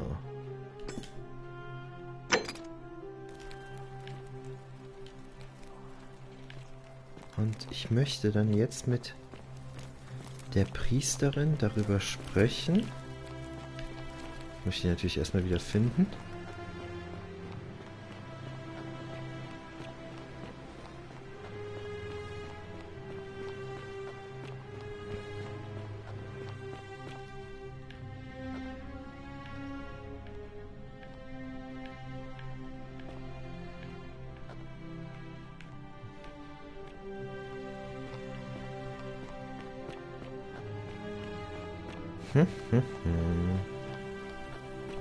Eine Übersichtskarte wäre eigentlich ganz praktisch. Ah, wo bin ich denn hier gelandet?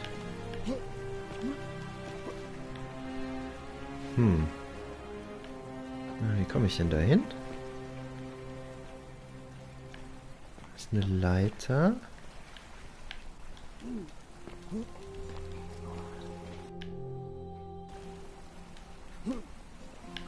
Nee, da komme ich aber nicht hin. Ah, das war jetzt doof.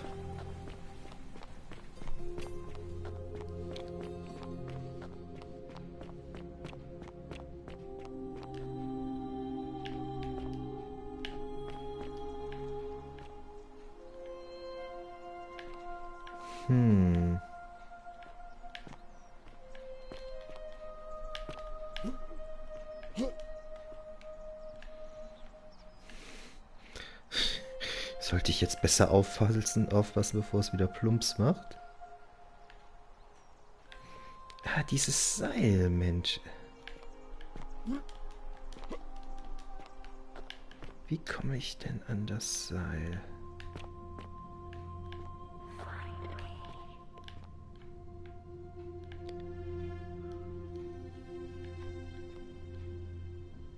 Ah, so.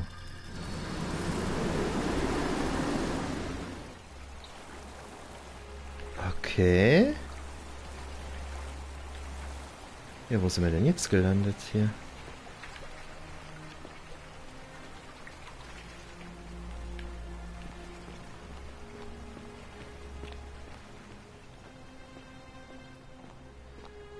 Das ist das Portal, ne? Okay.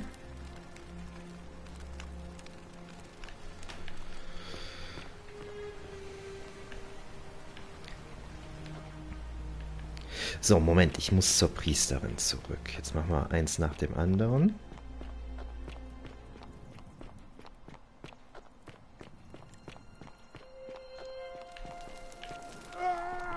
Oh, ich sollte mal aufhören, immer durchs Feuer zu laufen. So, und die war doch jetzt hier oben irgendwo, oder?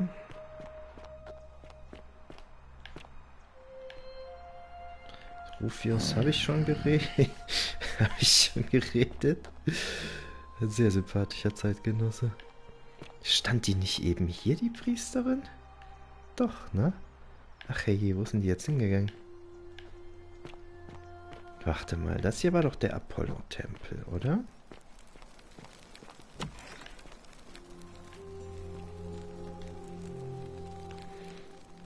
What are you doing in here? Can't you see this woman is dying? She's been poisoned. She needs the resin of a plant called silphium, but that Culus cumulatus Decius won't give it to me. It's too late. She just slipped away. No, now it's fine. I can't afford to wallow here, and I need the distraction. What's on your mind?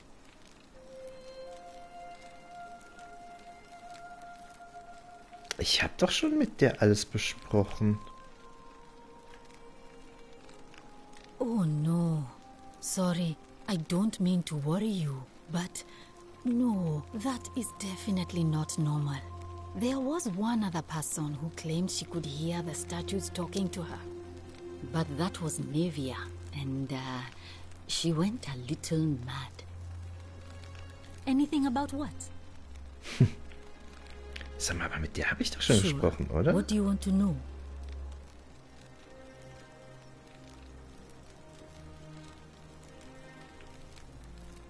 Hemlock, I believe. I haven't seen her in months. She's not allowed to leave Malleolas's villa, and they are quite secretive. Do you really want to know?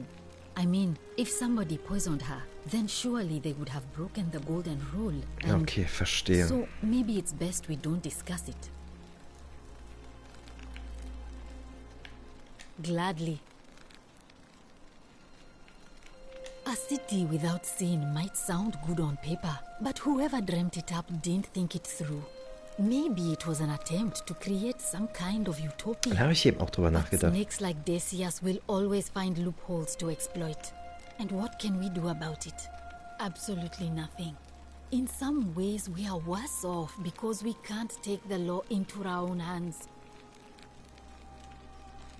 I wish. Some people here need proper medical care, not the half-baked, hanging by a thread excuse for treatment I'm giving them. Just don't get sick or injured here. I'll do my best to treat you, but I'm out of my depth and dangerously short on everything you can imagine. I'm Lucretia, and I'm going to be straight with you. I'm not a physician. This is Nevia's clinic. I've just been filling in ever since she disappeared. Okay. I'm tired and out of my depth and miserable all the time. But I'd rather take this on myself than let one of you lot mess it up. Well, she used to run the clinic. She was a midwife, not a physician, but she was the closest thing we had down here. And she was good too, until she suddenly lost all interest in us. One day she told me she'd made some profound discovery about the golden statues. This changes everything, she kept saying, but I had no idea what she was talking about. The last time I saw her, the last time any of us saw her, she was muttering to the statues, like she could talk to them. And then she shut herself in the palace, barred the door from the inside, and nobody's seen her since. She's been gone so long now, we figure she's either dead or up to something so strange that she doesn't want anyone else to know about it. But I really wish I could reach her, because that's the only hope I have of solving a troubling problem, a real thorn in the paw situation. One of my patients is suffering from terrible rheumatism. His joints are inflamed and he's in constant pain. I really shouldn't say. He wouldn't like it. And he's a little bit scary. He's become so irritable that the smallest things set him off, and I worry he'll end up losing his temper and lashing out. And you know what that means. I just know Nevia would know how to treat him, assuming she's still alive. But nobody seems to know how to get into the palace. Really? Verstehe. That would be wonderful. Thank you. Let me know how you go. Vielleicht ist das der schlecht gelaunte Gladiator. So, und dann fiel mir aber gerade was ein. Ah, nee, hier habe ich Inventar.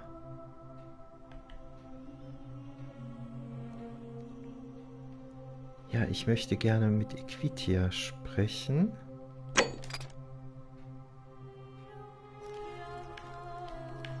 Aber wo finde ich die denn jetzt, Mensch?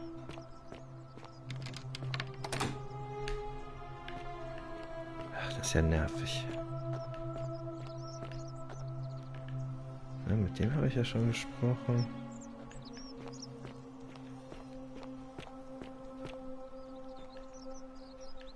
Ja gut, vielleicht sollte ich dann doch der...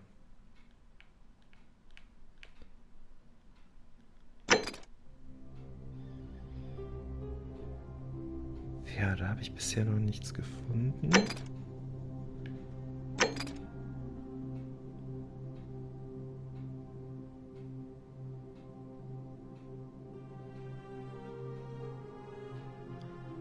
Ich soll es stehlen?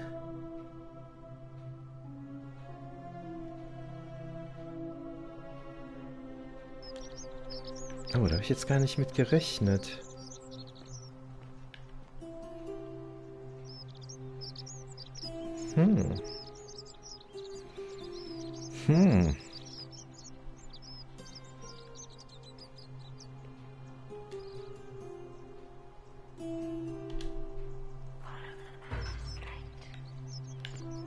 Mensch, das hätte ich ja schon...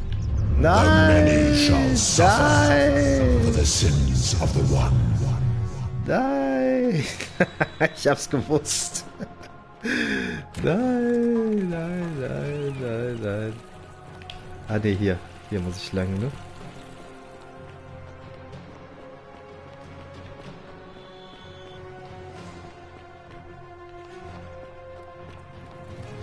Ich hab doch gerade gedacht, das darf ich doch nicht stehlen.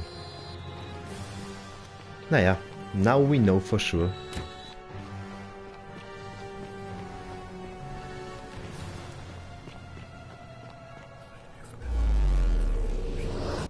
Boah, knifflig. Nee, ich dachte nämlich gerade, das kann doch nicht sein, das zu stehlen. Das wäre doch viel zu easy.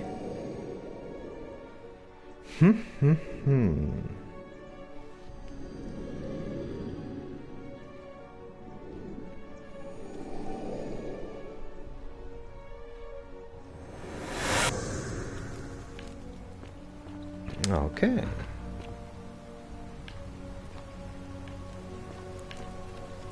Ach, Galerius, das können wir uns doch sparen. Salve, friend. I'm Galerius.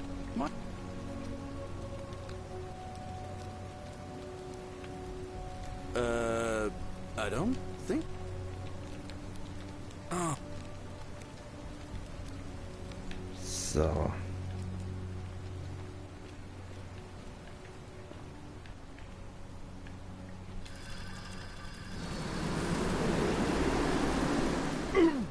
Autsch.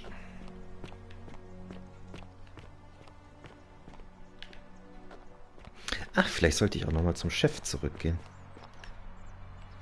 Könnte ja auch Sinn haben, ne? Keep an eye out for Scintilla, would you? Jo.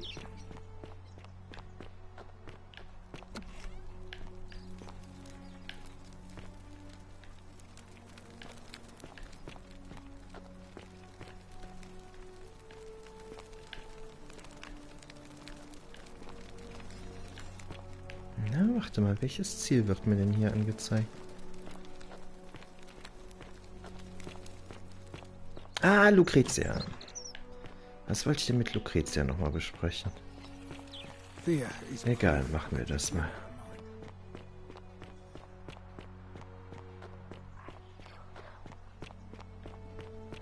So, mit der habe ich doch gerade gesprochen. What are you doing in here? Can't you see this? She needs... Ach, ich habe es doch gestohlen. Ach so. What? Quick, give it here. Yulia, Yulia. You need to swallow this. Here, let me help you. Ach, da habe ich ja jetzt gar nicht mit gerechnet. Da war ich ein bisschen zu naiv. Hopefully in a moment she should be able to breathe normally. That was extraordinary. How did you know she needed this exact thing? And at this exact moment? Are you some kind of oracle?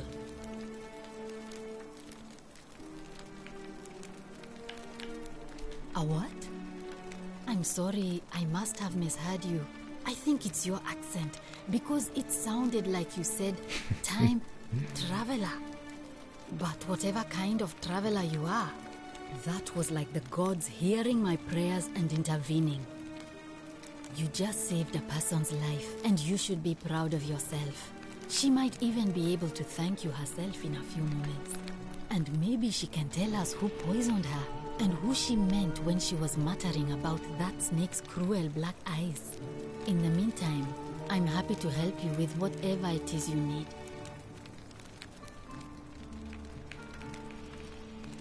Ja, da habe ich jetzt nicht mit gerechnet. Thanks again for saving Yulia's life. Apollo smiles upon you. Menschenskinder.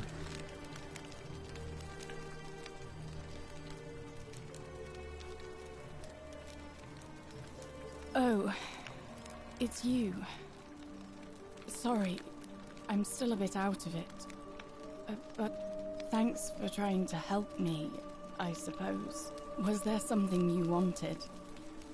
Lucretia says I'm supposed to rest.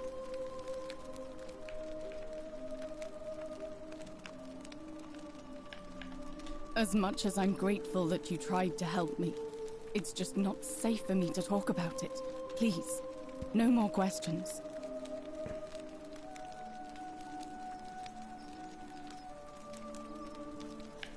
The golden rule. That's the least of my worries. The gods may be cruel, but Malleolus and Claudia are far crueler. Please, just leave me alone. I don't want to talk about it. Thank you. I tried to escape, but look where it got me. I can tell you, but it's a long story. All right.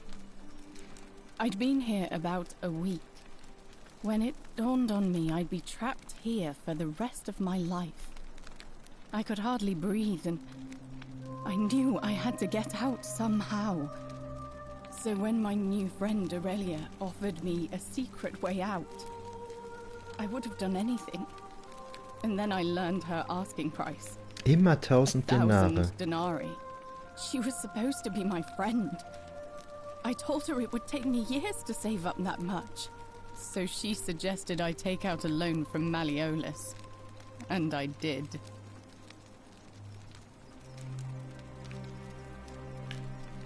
I had to sign an agreement saying I'd work off the debt over 30 years.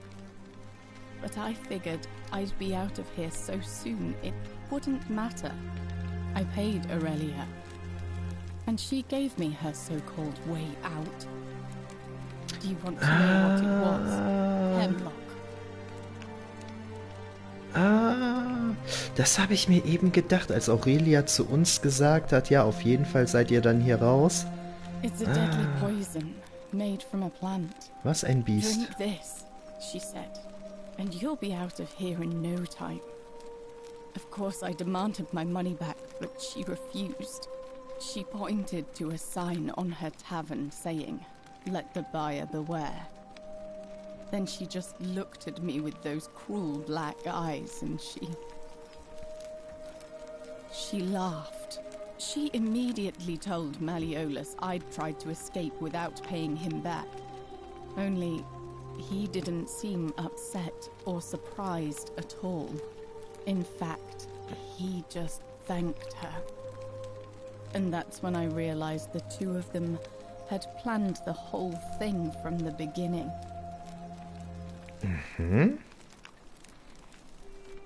Also Malleolus leiht ihr 1000 Sesterzen, damit sie die 1000 Sesterzen in der Taverne ausgibt, um das Gift zu bekommen. Das durchsteige ich noch nicht so ganz.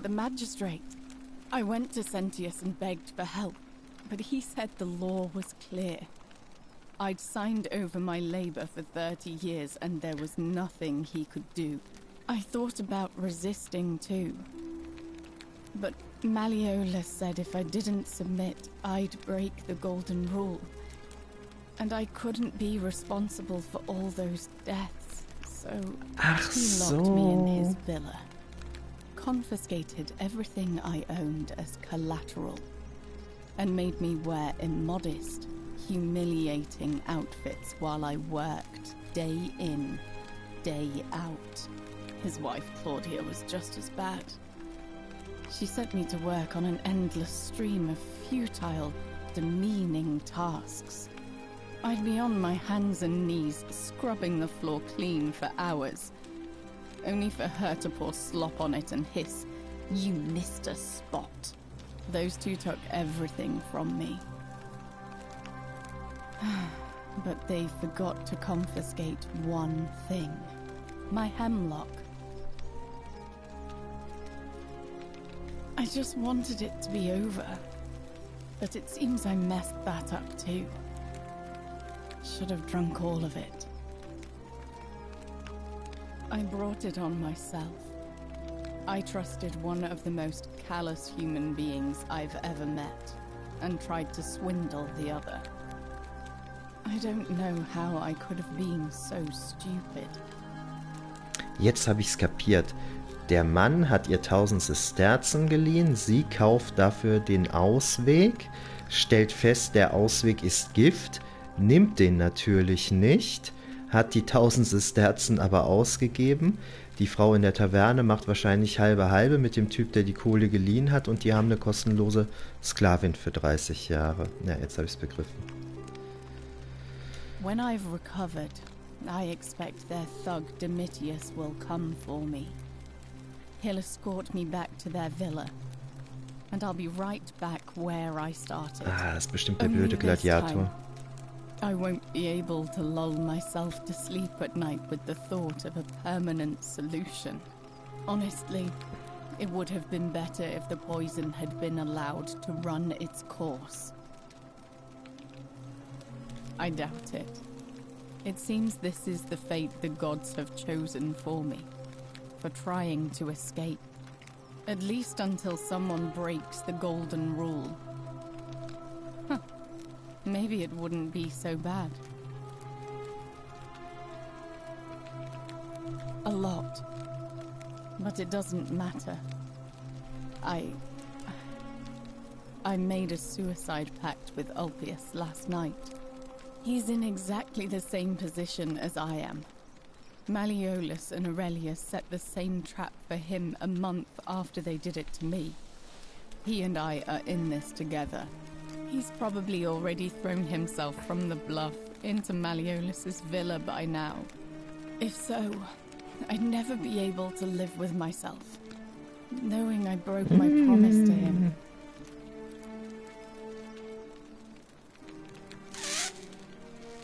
I doubt you could make it up to the bluff in time.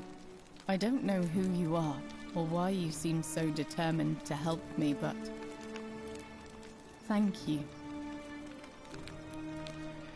Ah, ich bin ja in der Zeit zurückgereist. Das heißt, der lebt noch. Ah, komm, versuchen wir das doch mal. Versuchen wir doch mal, den diesmal zu retten. May Apollo keep you safe.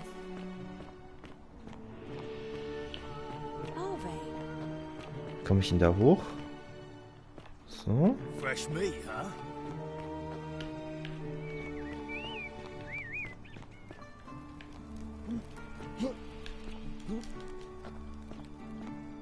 Nee, warte mal, ich muss da irgendwie hoch, ne? Oh, nee, da plumpse ich wieder in den Tod. Das lassen wir mal bleiben.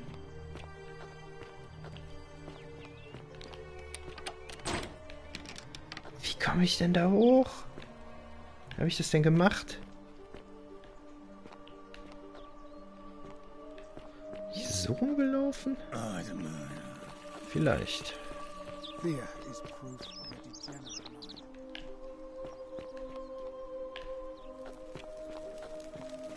Nee, aber hier komme ich ja auch nicht dahin, ne?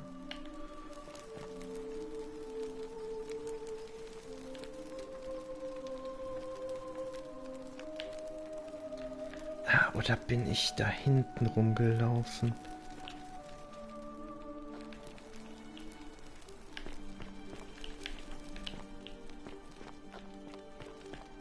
Ugh, this place has become a thoroughfare.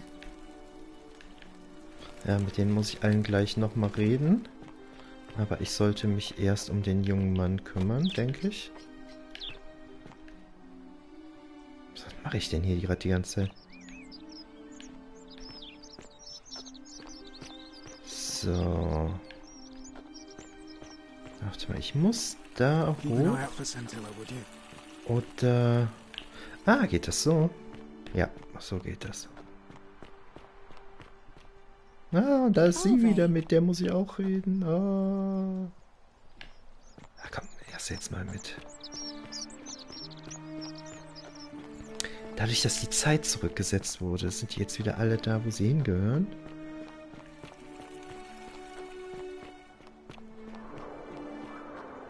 So, versuchen wir jetzt erstmal den jungen Mann zu retten. Das wäre ja schon mal was wert.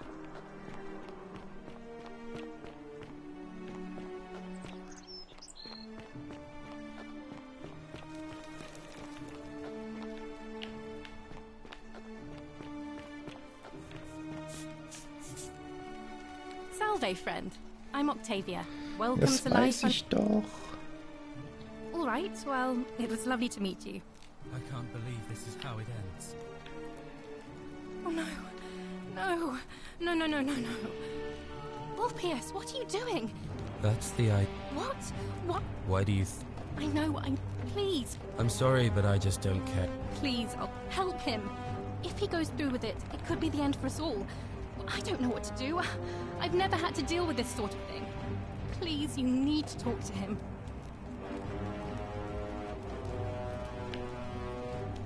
Thank you.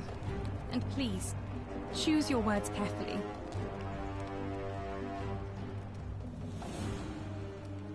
You know about that? How is that possible? I mean, I've never mentioned it to anyone. Well, if you say so. You don't understand. I don't want to hurt anyone. I just want it all to be over. It's too late for that. Yulia and I made a pact. And she's already swallowed hemlock this morning. If I backed out now, I'd be betraying her. I can't do that.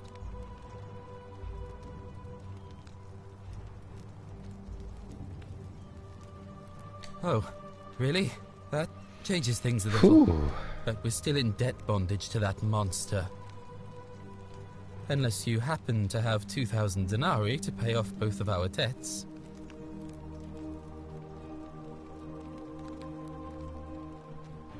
Julia and I are in debt bondage to Malleolus. Ach so, das weiß ich doch. Ja. We might as well be slaves. And that's how much it will take to buy our freedom back. So, do you have the money or not? No. Nein! No. Time's up. I am out. Wherever you are. Scintilla, my love. I'm sorry. Ulpius, no!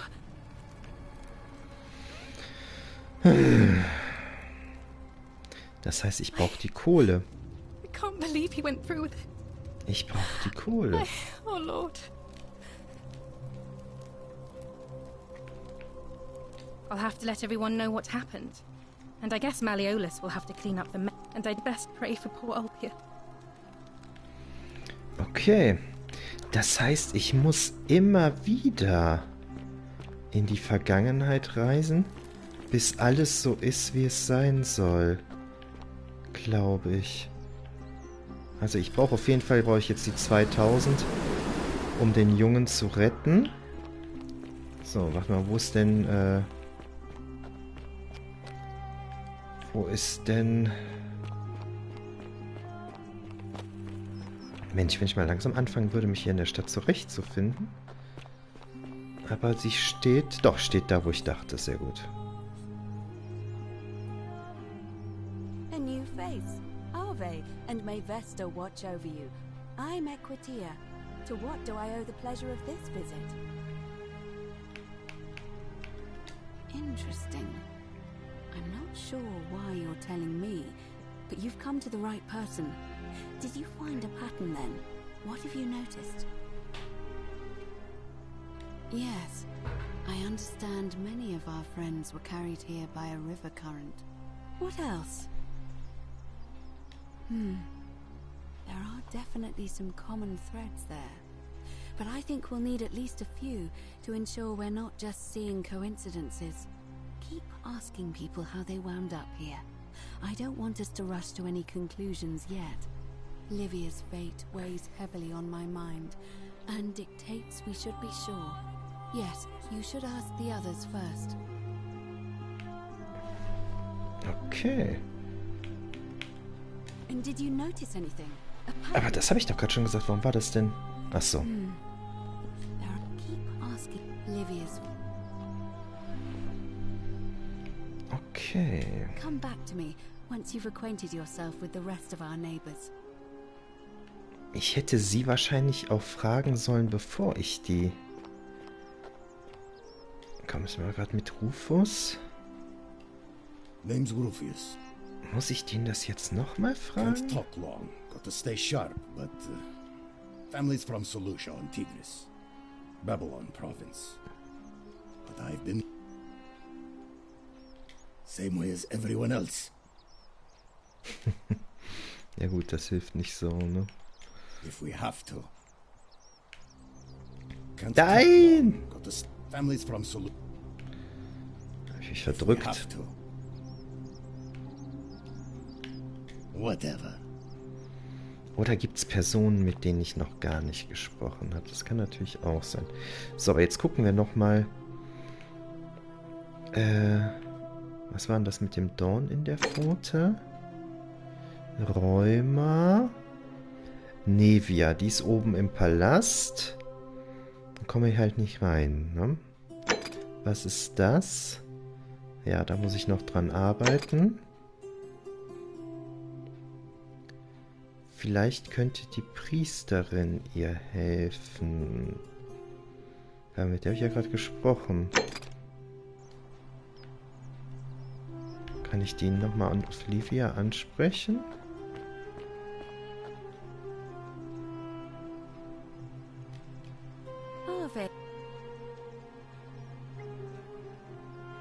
Nee.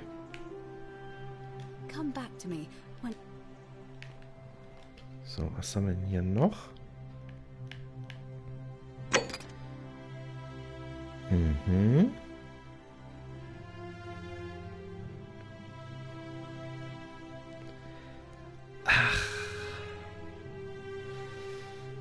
Ja, das kann ich natürlich noch.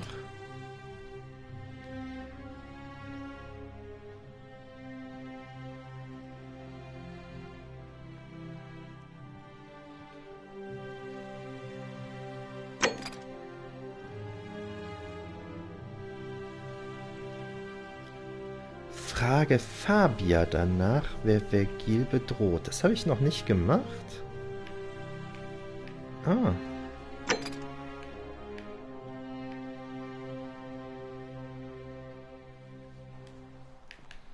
Ja, okay.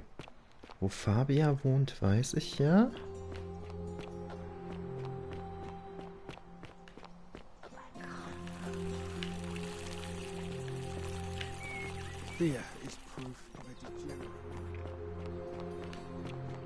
Ich hoffe, ich laufe jetzt richtig rum.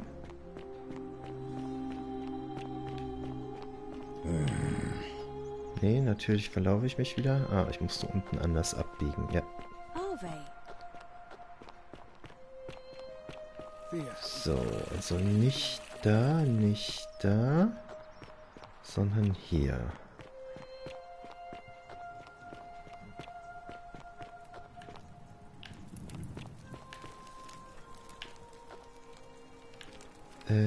Muss ich jetzt dann... War ich hier schon drin?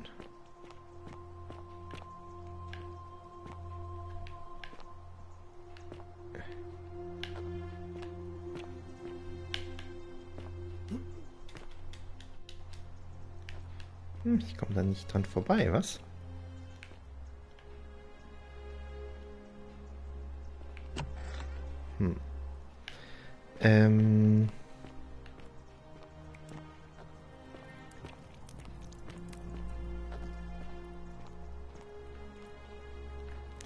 Achso, Quatsch. Ich war ja jetzt eigentlich auf dem Weg in die Taverne, ne? War das hier oben?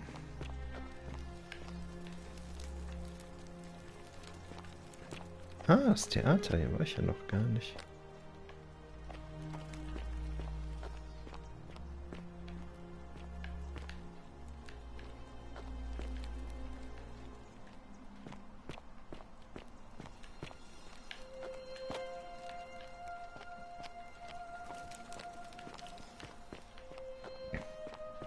So, Moment. Ich wollte aber eigentlich gerade die Taverne aufsuchen. Ah, da ist sie. Oder? Ja, ne? Ja. Cerberus lifts his triple head and lets out his threefold braying.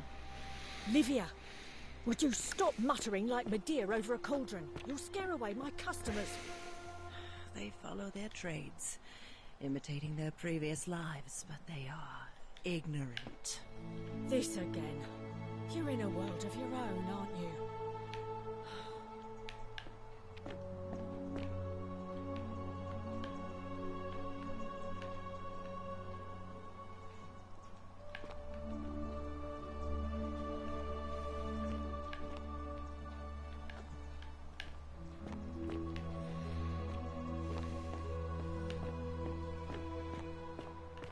Alarm! You stay away from my money! Ach, Leute, jetzt hört doch mal auf zu reden. Ich will jetzt reden. Oh, do us all a favor and drink hemlock, Caput Murder. Oh, do us all a favor and drink hemlock, Caput Murder. Okay, die will wohl gerade nicht mit mir reden.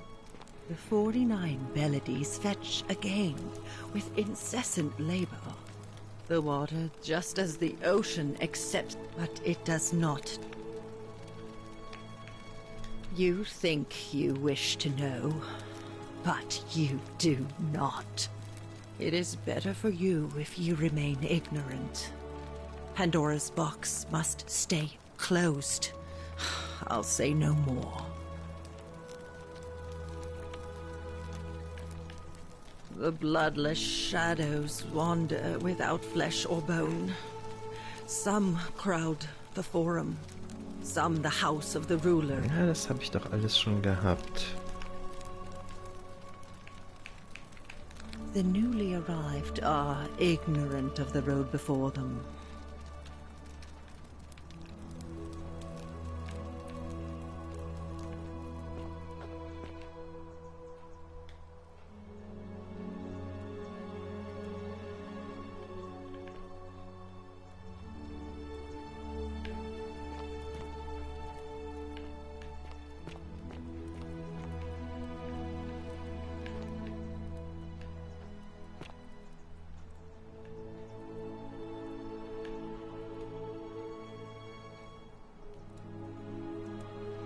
Mhm.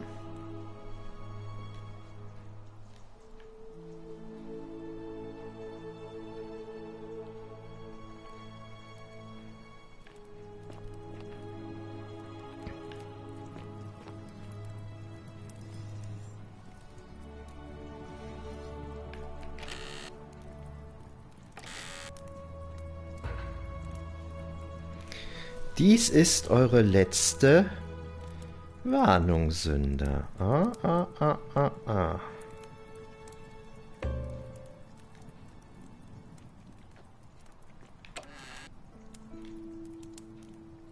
Nee, das möchte ich nicht. Stehlen, Geld stehlen möchte ich nicht.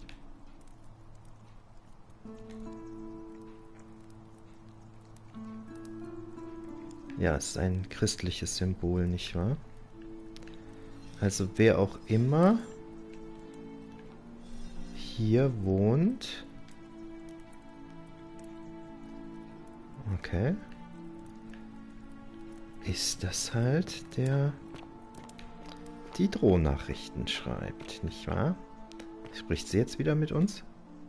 Oh, do us all a favor and drink hemlock, Caput Murder. Nee, aber dann kann ich jetzt doch eigentlich...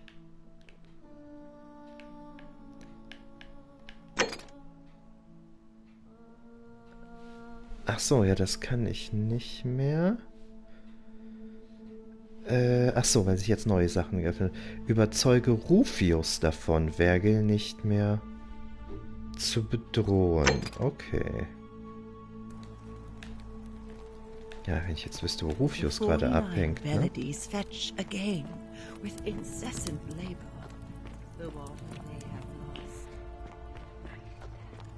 Woher wusste ich denn jetzt, dass das Rufius Zimmer war?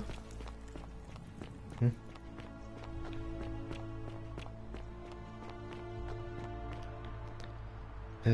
Rufius lief eben da oben rum, meine ich.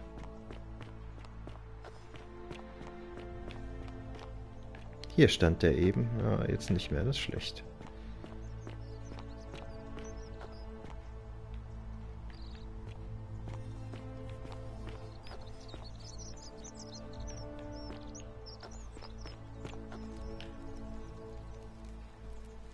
Help! You have to do something. Ah, das ist jetzt natürlich auch wieder da. Real nasty sort, with his face all covered up, and he's got a weapon. You have to do something, or he's gonna break the golden rule.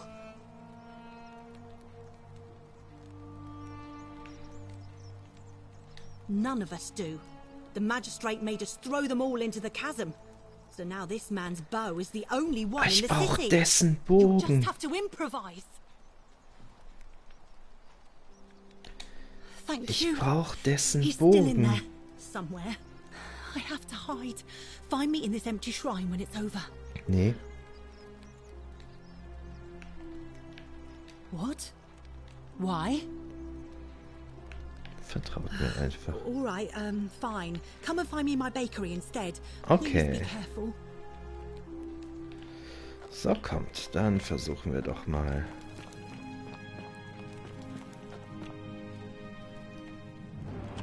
Zack. Vielleicht kann ich es jetzt mal mit anderen Dialogen versuchen. Stop right there. I'm looking for Tiberius Quinctius Crispus, otherwise known as Quinctius. Do you know where he is? You're right, I am. I must be getting a reputation. I suppose I might as well get right to it then. Do you have any last words?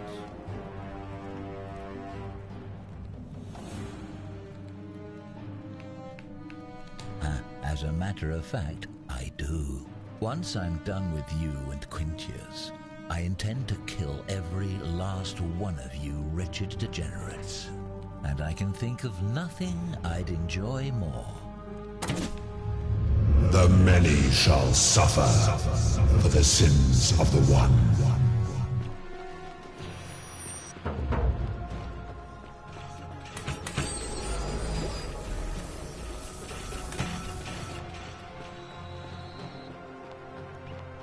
Das hat ja nicht so gut geklappt jetzt hier, was?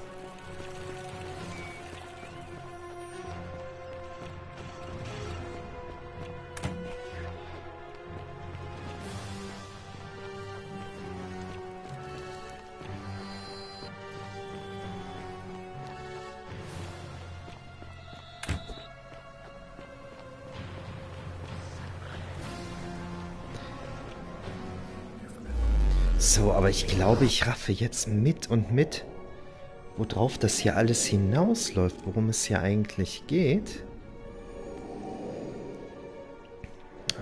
Okay.